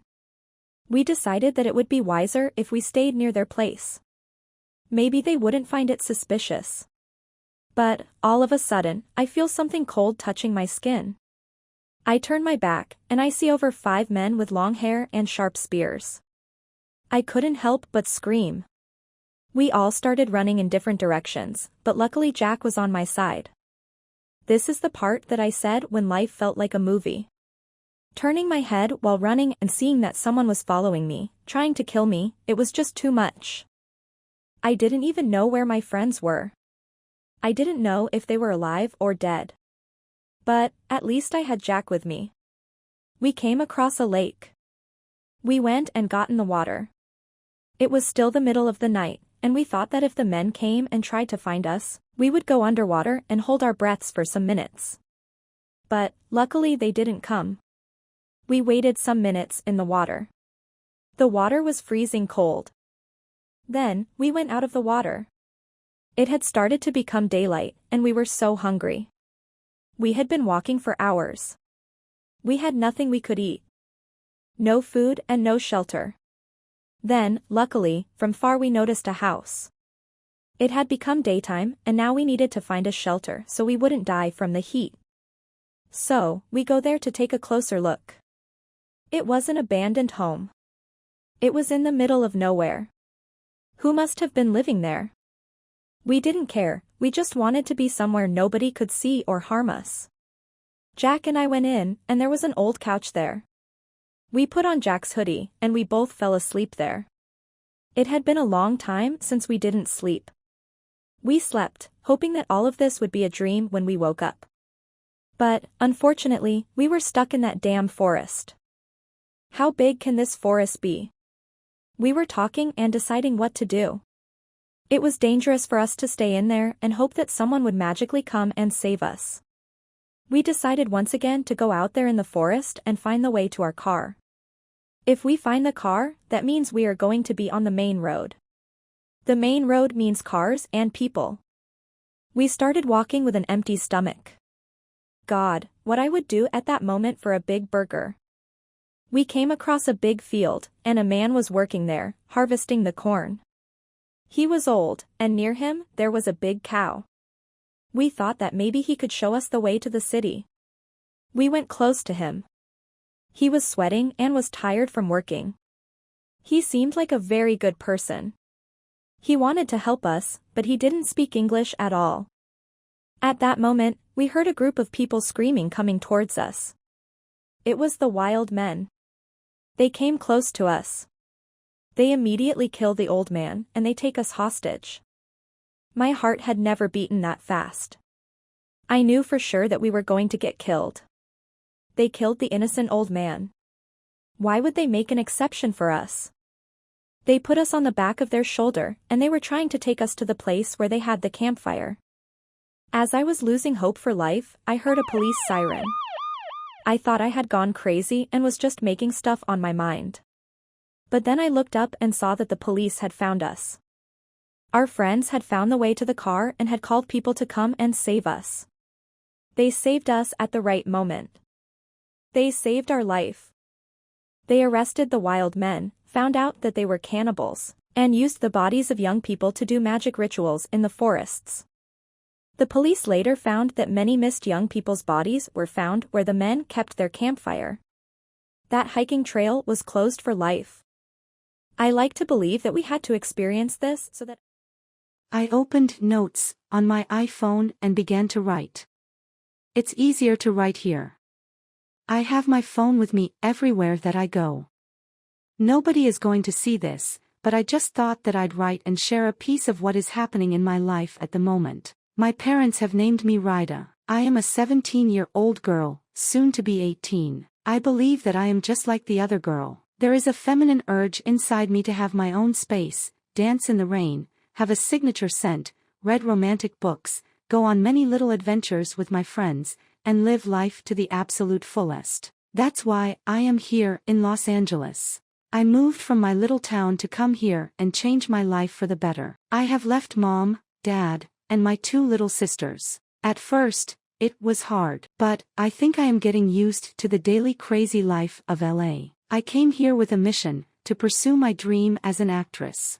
I want to become somebody and help my family out. I don't want dad to work anymore for us. Plus, I have always wanted to act. Mom always says that I used to fake that I injured myself or fake my crying when I was younger. I miss my dad and mom, even though we FaceTime with each other almost every 2 hours. But, all of the emptiness that I have because of me being away from my family, my friends had filled it. My 2 very best friends with whom I share my flat. Our flat is on the last floor, and the views are crazy from our balcony. We each have our separate rooms, and the rent here is crazy. That's why we all work, besides studying. I recently started working at a coffee shop near our flat. It is an easy job, and I enjoy working there. My boss is a woman who I consider as my second mother. The workers are great too, but can't say the same about the people that come here to order. They can be very disrespectful. Sometimes I want to pour the hot coffee straight into their face. So, a typical day of my life goes this way. I wake early and make some breakfast for my roommates and me. Then, I get ready for school, which takes me an hour. I try not to spend so much time getting ready, but what can I do? I am a female. My school is so far from the flat, I have to take the bus, which takes almost an hour. I always sleep on the way there. Every day, a random someone touches my shoulder, saying, "Get up, we arrived." I feel embarrassed, but what can I do? I love napping. Then, I spend some good 8 hours taking classes. Sometimes, I can't even feel my legs. Then, bus, all over again. But, I can't go to my apartment and enjoy my evening. I have to work. I go immediately to the coffee shop. I ain't complaining, though, but sometimes I miss when I was younger when I had no bills to pay, no rent, and just lived without any worries. I can't wait to get back home for summer and just enjoy life. Plus, someone is waiting for me back home. At least that's what he said to me. His name is Liam. We have been texting for a year now, but we live so far from each other. Do long-distance relationships still work? I don't know. There is so much going on these days. On one rainy day, when everyone was running, trying to not get their hair wet, I went to the first store that caught my eye. I bought an umbrella because I had just taken a shower that morning. Like everyone else, I didn't want to mess up my hair either. I continued my day. I had to go home after work. I love rain. It's peaceful. I put on my AirPods listening to some music when suddenly I step on something. I took off my AirPods and saw what it was. It was a black wallet. Someone must have dropped it. The worst thing to ever happen to someone is to lose something. So, I took the wallet and thought of waiting and maybe someone will come by and search for it. I stayed there for some good 15 minutes. But, it had started to get windy, and my umbrella was almost flying in the air. No one was in the streets anymore. So,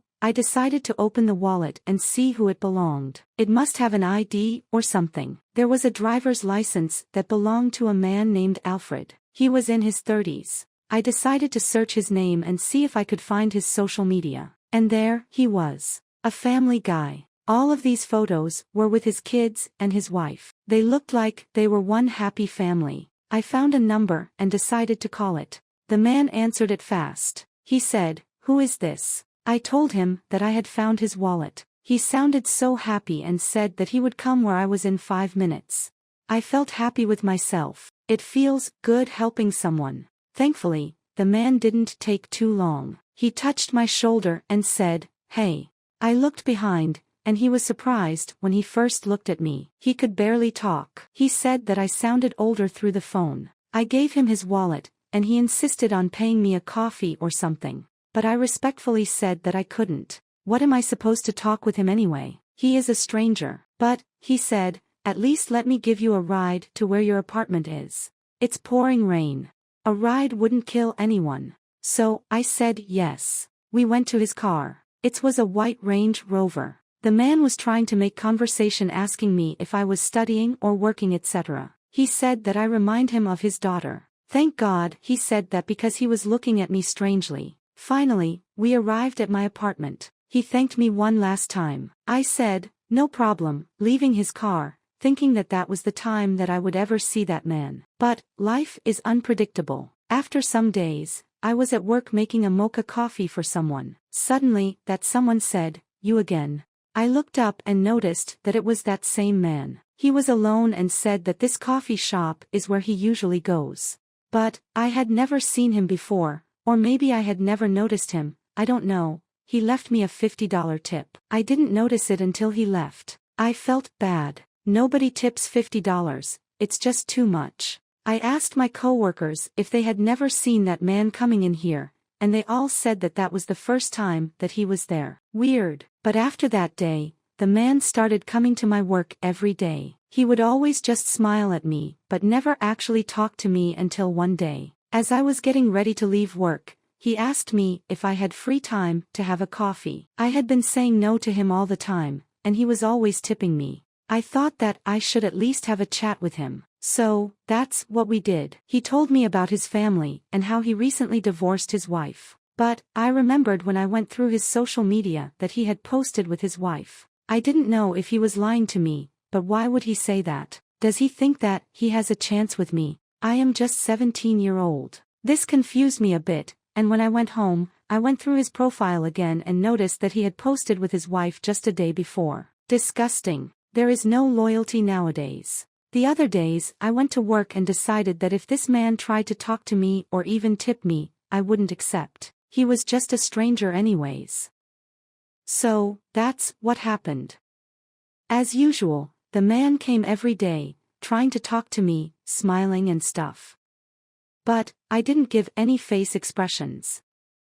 I think he had started to notice it, and there were days when he didn't come at all. And one day, as I was getting out of the coffee shop, I saw through the window that man was waiting outside smoking a cigarette. Was he waiting for me? I didn't want to panic and just went outside, acting like I didn't see that he was there. I started walking, and luckily, he didn't call my name, or he didn't try to stop and say anything to me. But then, I noticed that someone was walking behind me all the time. I was afraid to turn my back. Then, a deep voice called my name, Rida. I got goosebumps. I turned and yelled to him, "What do you want? Why are you following me?" He didn't seem to care. He was smiling, saying that he wasn't following me, but had to walk in that direction. I left him to walk first and said, "Have a good night." The man was confused about why I was acting this way. I said to him that I simply didn't want to talk to someone that is way older than me, plus a stranger. The man seemed mad, and said all right, and left.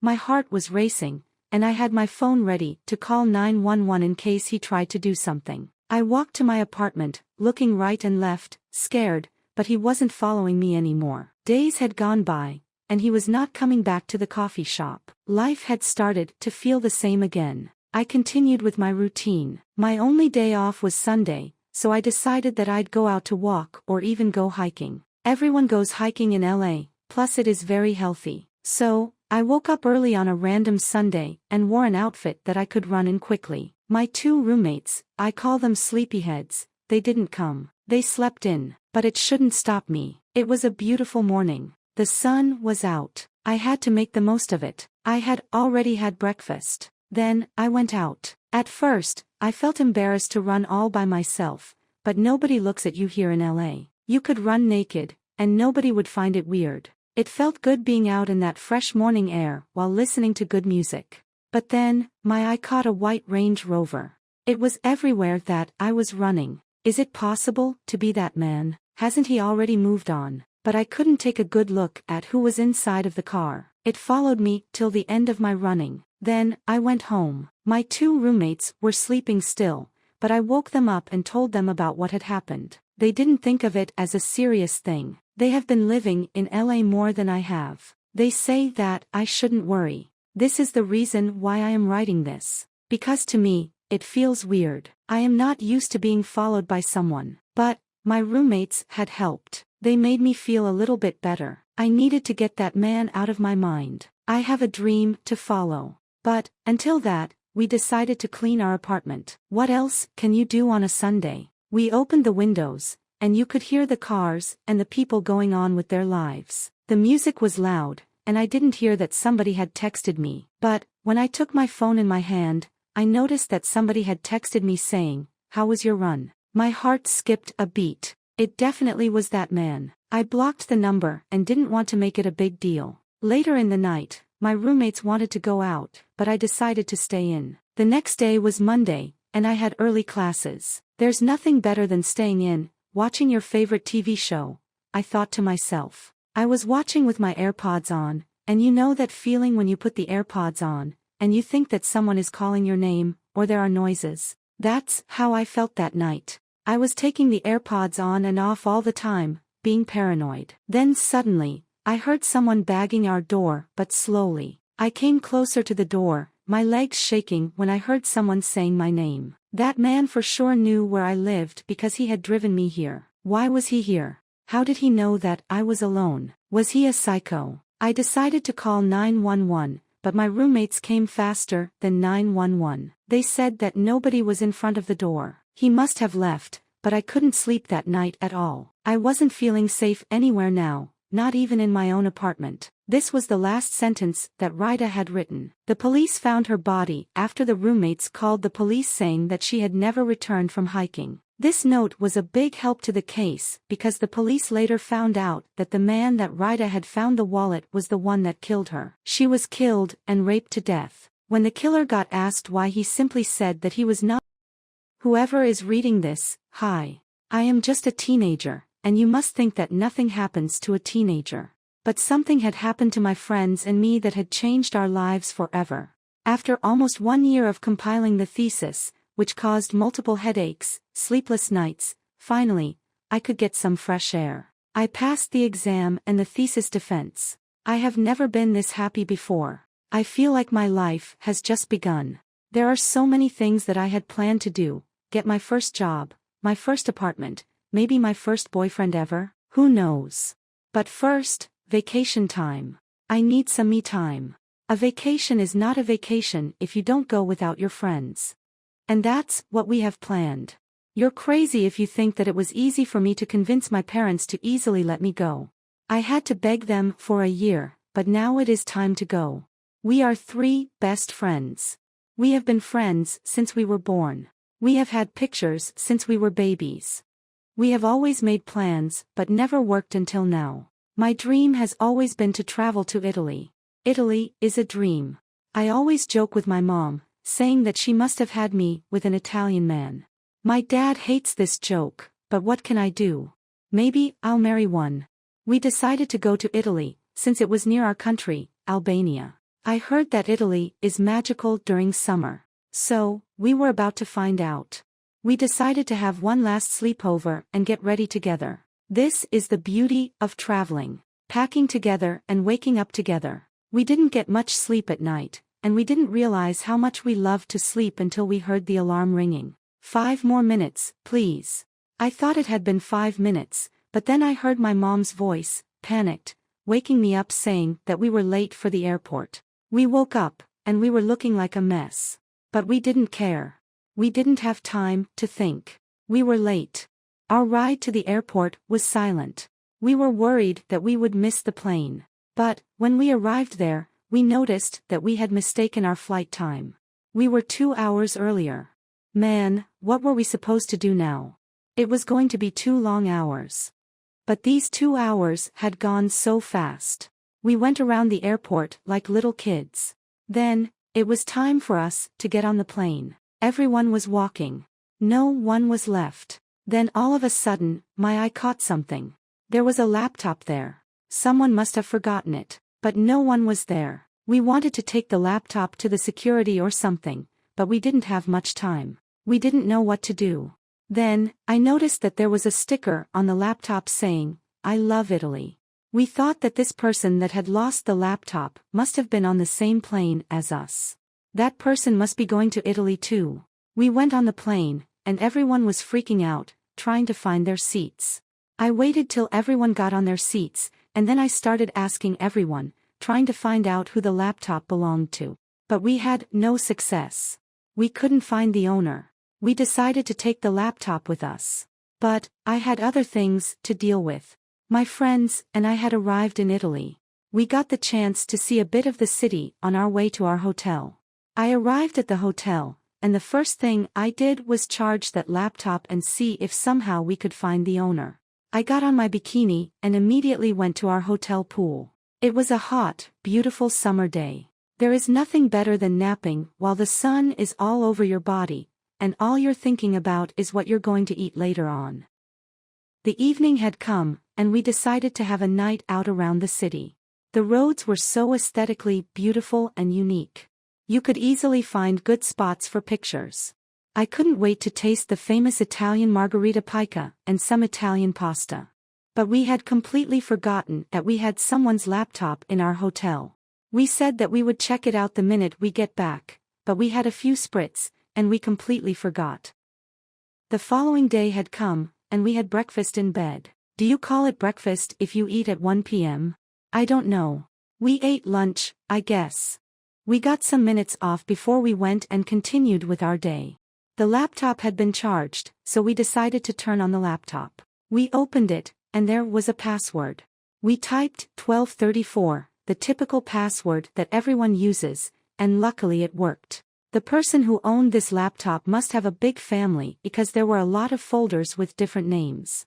But the names would come together with a place. For example, we clicked Betty, New York. But we wish that we never clicked it. There were photos of a white female getting stabbed to death. There were videos too, but we didn't dare to click it. We were speechless and didn't even know what to say. Was this real? Was this a joke? My friend said that we should check another folder of photos just to see if this is real. My hands were shaking. And there it was, another girl getting killed. We were panicking, walking around the room, saying what should we do? I was still on my PJ, so I started getting ready to get out of that room and take that laptop straight to the police. But, at that moment, a message came to that laptop.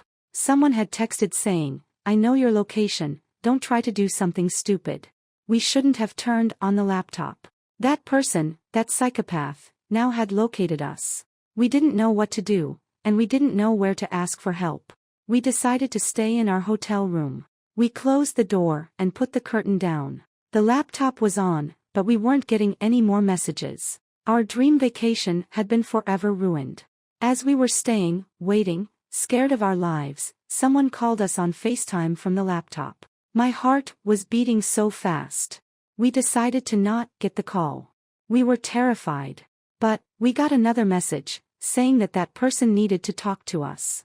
Then, we got the call. It was one of the scariest moments of my life. The person was wearing a black mask, and we couldn't tell if it was a boy or a girl. The person had changed the voice too. The person said that we needed to get the laptop back to him and gave us an address where we should meet. Then the person hung the call. We didn't get the chance to say much, but we looked up that address. It was in Italy, and it was near our hotel room. But, we Googled it, and it said that it is one of the most dangerous streets in Italy. That street was known for crimes.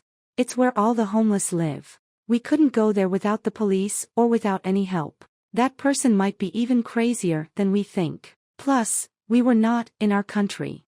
This could poorly go in so many ways. We stayed and ordered in. Mom was always asking for pics of me and if I was having a great time. Little did she know. But there were only 3 days left, and then we would turn back home. Plus, we weren't getting any more calls or messages from that person. We thought that this whole nightmare was over.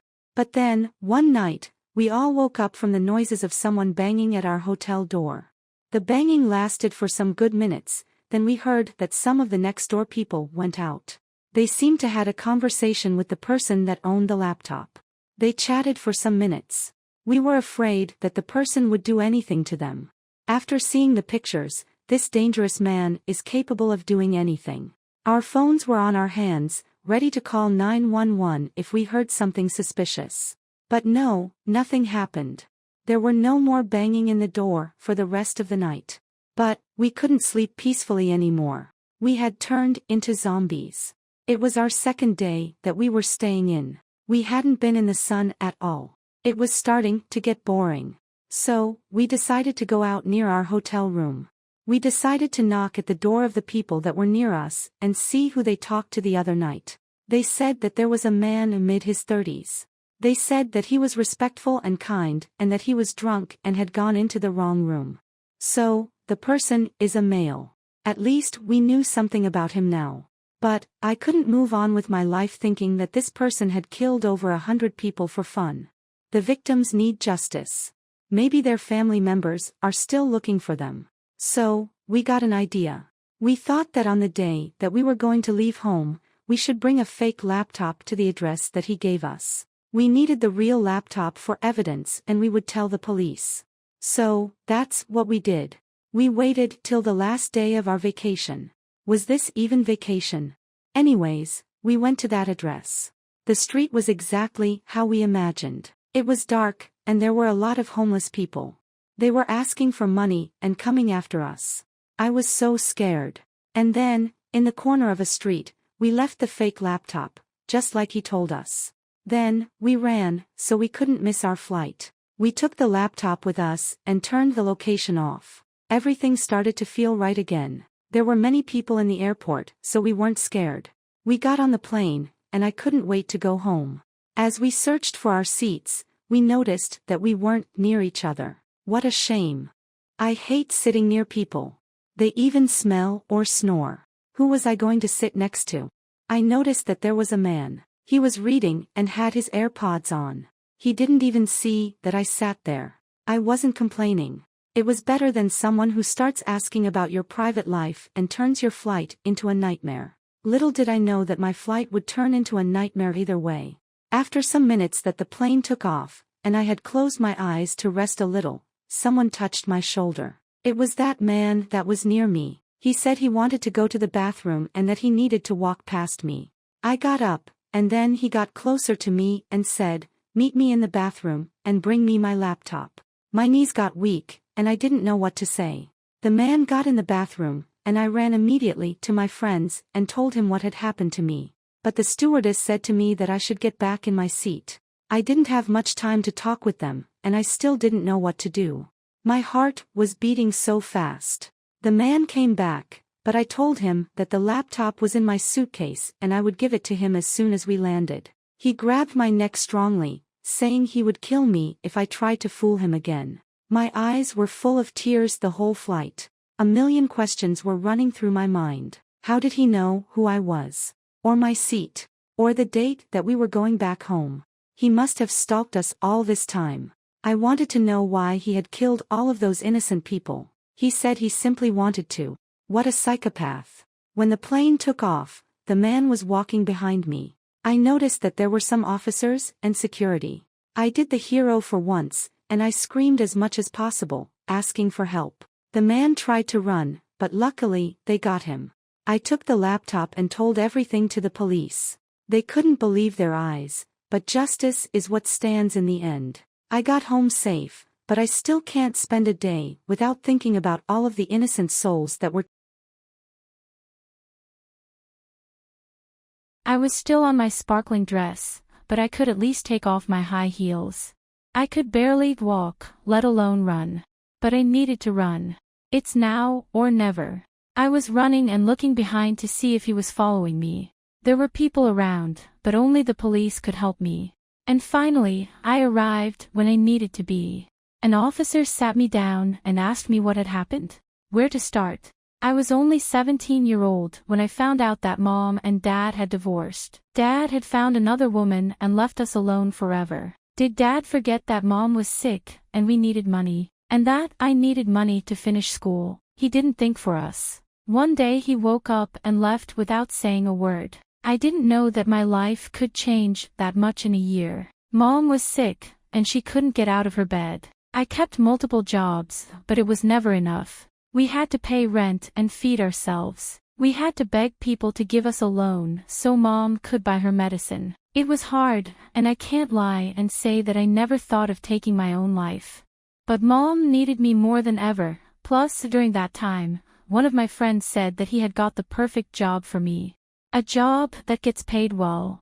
So, we decided to meet to tell me more about it. My friend says that he knows someone who owns a club and needs dancers. He said that you can dance in front of everyone, but you could also do private dancers to someone. And if I do this, they will get me paid. But this didn't sound right to me. It didn't seem like a job that a 17-year-old girl would do.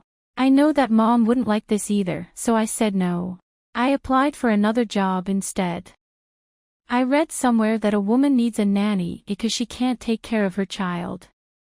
She had to work. I thought of going to this interview and seeing if she could hire me. The woman was the kindest and most beautiful mother that I had ever seen.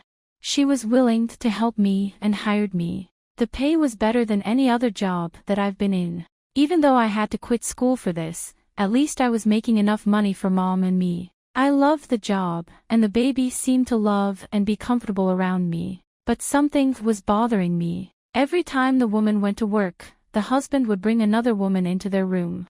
He would do this almost every day, and every day there was a different woman. The husband didn't care that I was seeing him.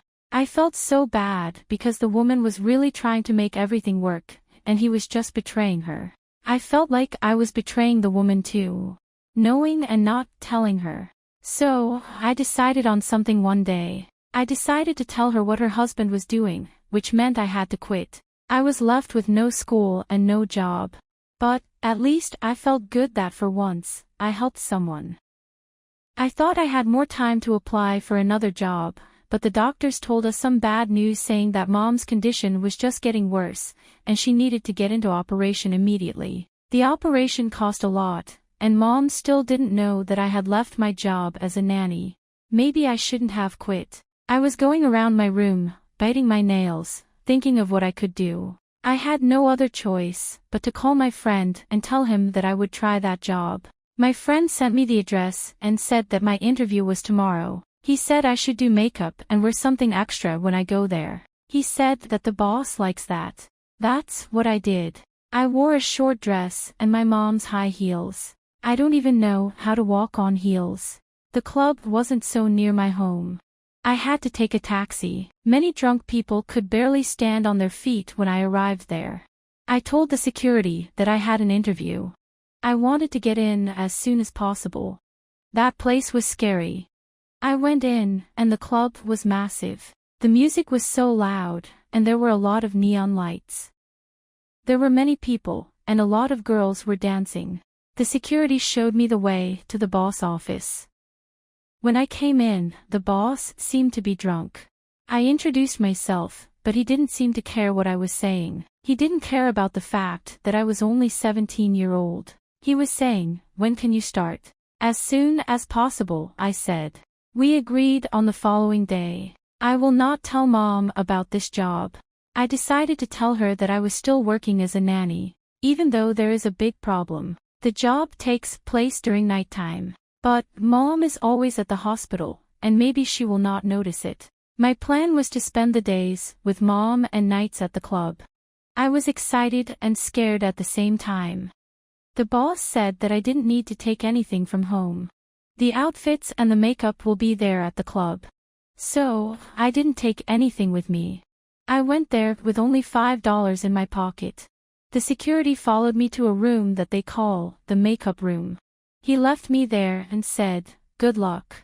I went in, and there were many women doing makeup and dancing. The music was loud. Nobody noticed me at first. I was shy and didn't know what to do. Thank God, the boss came at that moment and told everyone that I was the new girl. I can't lie and say that the women were respectful. But I came here with a mission. I didn't come here to make friends. I started doing my makeup as I usually do. But one of the girls there said that the makeup needed to be extra. She said that she was happy to help. I looked in the mirror and could barely recognize myself.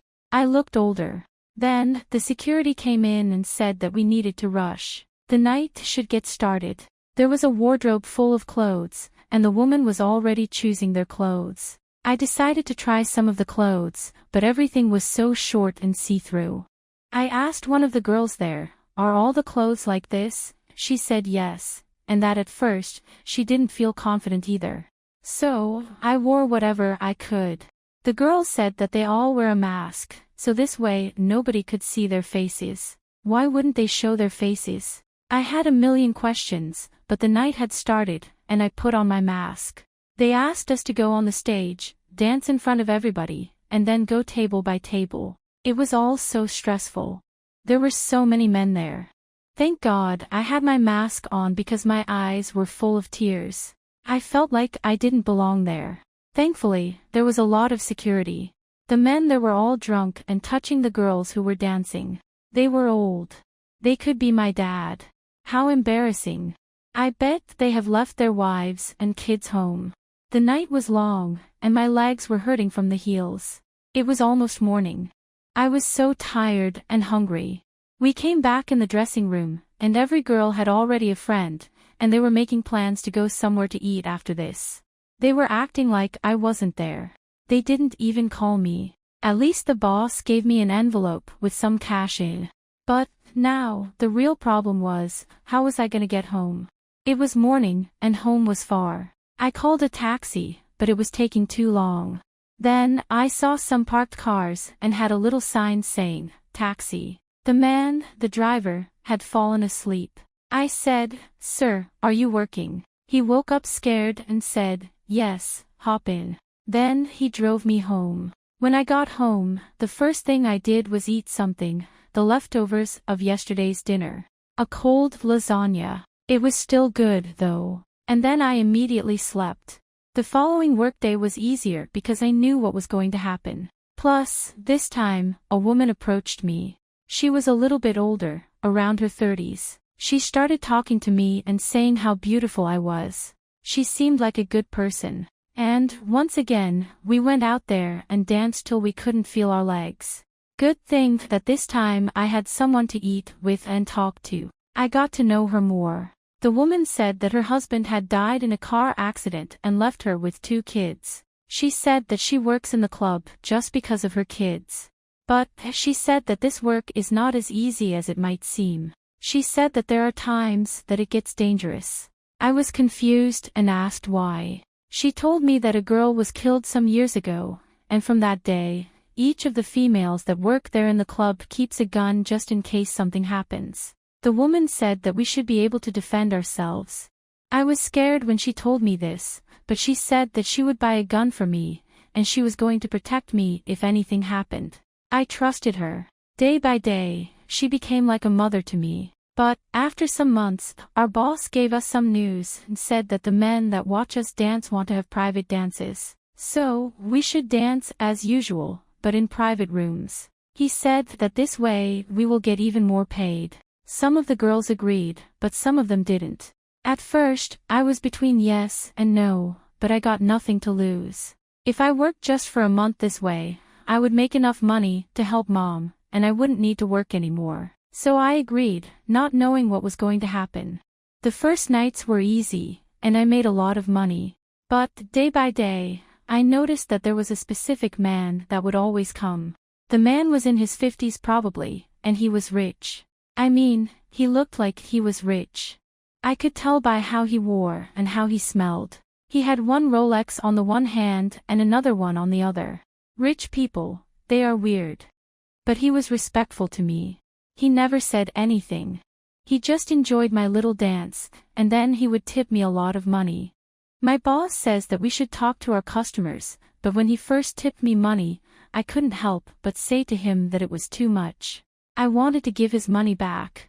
He didn't take his money back, but he said, "I like your voice." And since that, I have tried my best to not say a word. But, one night, the man was begging me, saying that I should tell him my name. I didn't want to get in trouble.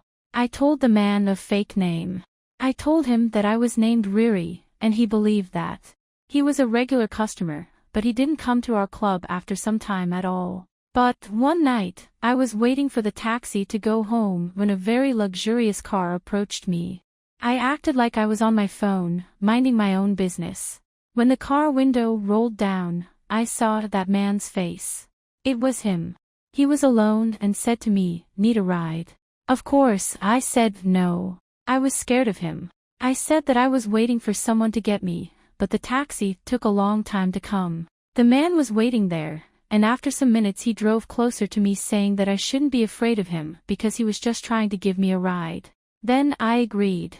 I had the gun with myself anyway. But, he didn't try to say or do anything suspicious. He simply took me home. Maybe I had judged him, I thought. After the ride, he began to come again and again. The girls that worked in the club would envy me because the man would tip me more than anyone ever did. They must have told the boss because he congratulated me. Then, one night, the man came in at the very last minute. We were about to get closed in 10 minutes. And the boss said that it is not allowed that late. So, the man told me that he wanted to drive me home. The boss said that I must go since we couldn't let him in.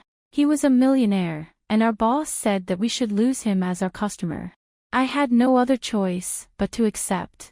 I came outside, and there was a limousine. The man was in the back seat, and he had hired a personal driver. There was wine and some food. I was confused. Did he think that this would impress me? I just wanted to go home as fast as I could. But, the man said that he wanted me to dance for him since we couldn't do that in the club.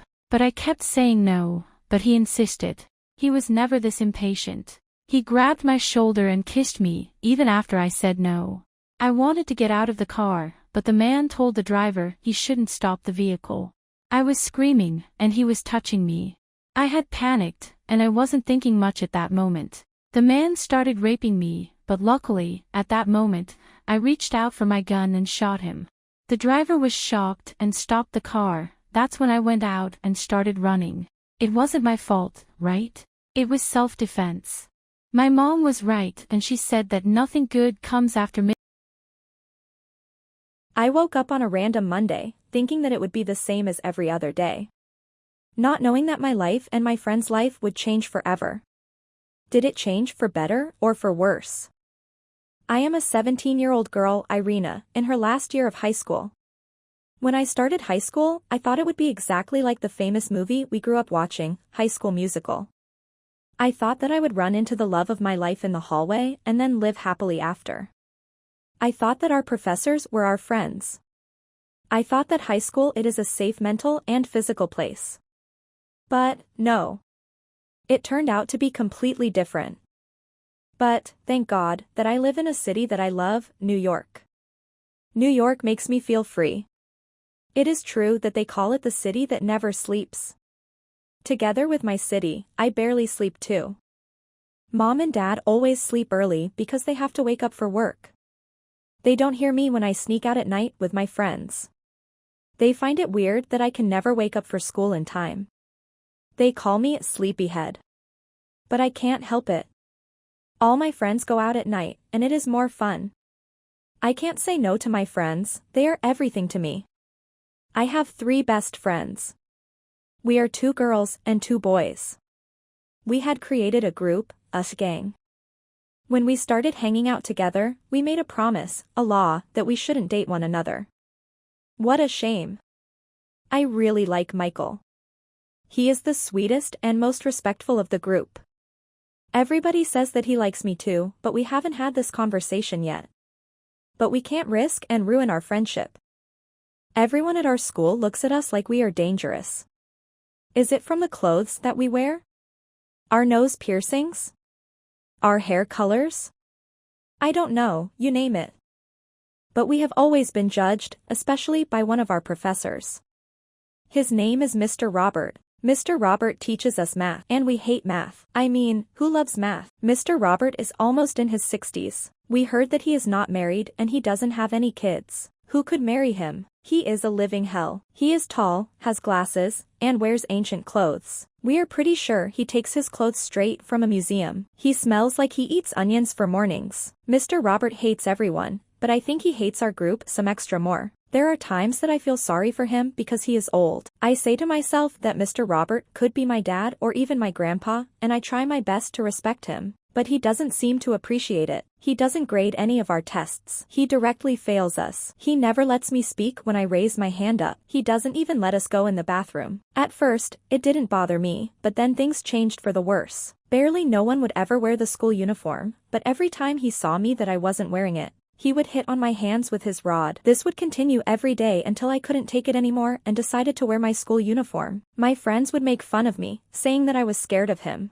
I wasn't, but my hands had become full of scars, and I didn't want to make my mom and dad worried. I thought that if I wore the school uniform, Mr. Robert would leave me alone, but no. He started to get bothered by my nose piercing, saying that he couldn't even look at my face. I got rid of my nose piercing, but he would get bothered with everything that my friends and I would do. But we were patient because, within weeks, we would graduate, and we would never see or hear about Mr. Robert again. But, one day, Mr. Robert said that our whole group was going to detention after school. I was thinking to myself, what did we do wrong this time? It was a hot day, and everyone had already left school. It was Monday, and I couldn't wait to go home and nap for the rest of the day. I didn't sleep much the other night. The hallways were so silent. I went to the detention room and noticed that my friends weren't there. I thought of leaving, getting outside of the class, but I didn't want to give Mr. Robert any reason to talk. I sat there and decided to text my friends, asking why they weren't in detention. They said that they weren't told that there was going to be any detention, but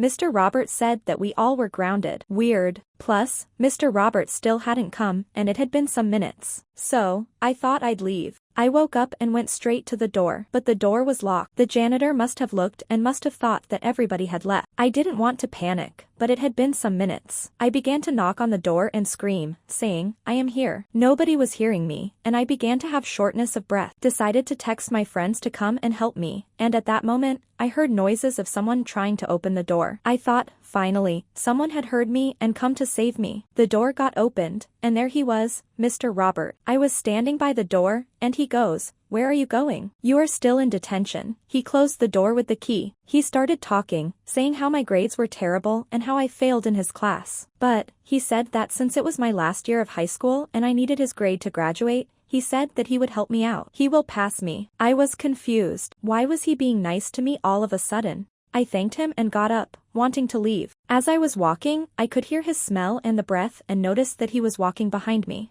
When I arrived at the door, he put his hand on it and said, "But, there is something you need to do if you want to pass my class." What was he going to ask me this time? More detention? Cleaning the school? Bring him his coffee every morning? I wish he had asked those though, because what he did next is nothing compared to anything he had done all those years to my friends and me. He got near me and tried to kiss me. I pushed him away, but he was stronger than I thought. He was not letting me go, and I felt like my soul was leaving my body. I screamed as much as I could. My long nails had scratched his wrinkled face, and it started bleeding a little. He didn't think that I would fight back. He got scared and decided to let me go, saying that, "You're going to regret it." I don't know what he did next because I ran so fast. I get out of school and see that my friends have got my text. They were waiting there for me. At first, I didn't want to tell them what had happened to me, but I couldn't help but cry. The guys wanted to get in and beat Mr. Robert, but I didn't want to cause any more trouble. We would graduate in a week, so making this a big deal was no point. I got home, and I couldn't sleep without Mr. Robert's disgusting and old face appearing in my mind. Thank God I will be done with his hell called high school. Days went by, and Mr. Robert was not coming to school. Everyone was wondering where he was because he hadn't called. But, I didn't care. The last day of high school had taken place, and we were more excited than ever. Mr. Robert was there too but didn't even look at us. Our teachers were grading our grades, seeing who was going to graduate. Tomorrow was a big day, and our school was getting prepared. They called us name by name, the ones who were going to graduate. But, I couldn't hear my name, not only me but my friends too. We decided to go and talk to the school consultant, and they told us that Mr. Robert didn't pass us, and we must spend our whole summer taking the class and then graduate. Mr. Robert was there, smiling, happy. But, we love summer. We can't spend it and have fun by having math classes. We were so mad. What will our parents say to us? They for sure won't let us even get out of the house. We decided to follow Mr. Robert and talk to him. Maybe he would change his mind. Mr. Robert got out of the school, and we were behind him. We bought some hats that we found at a store nearby and walked behind him without him knowing. Then, he got in his crappy, old car that makes noises. We luckily found a taxi and followed him. He stopped at a neighborhood not so far from school. It must be his home. He got out of the car and was opening the door. That's when my two guys' best friends stopped him and told him that we needed to talk with him. Mr. Robert didn't want to hear us talk, and without any hesitation, he kicked Michael out of the stairs. Michael got so mad he pulled a gun from his pocket. Where did he take that gun? I didn't know that he had one. I was screaming to him, saying to put down the gun. After all, we just wanted to talk in peace. Michael said to Mr. Robert to open the house door, and he listened. Mr. Robert was scared, but I was scared too. Michael talked to Mr. Robert while always pointing the gun at him, saying that he should pass us to graduate. But Mr. Robert said that he would never pass us, and as soon as we get out of his house, he will tell the police and get us arrested. We were on his property, pointing him a gun, after all. One thing led to another, and everything happened so fast when suddenly I heard a gunshot. Michael had shot Mr. Robert. His body fell on the ground of his living room, and there was blood coming out of him. As much as I hated Mr. Robert, I wished he was alive. But, my friend said that he had stopped breathing.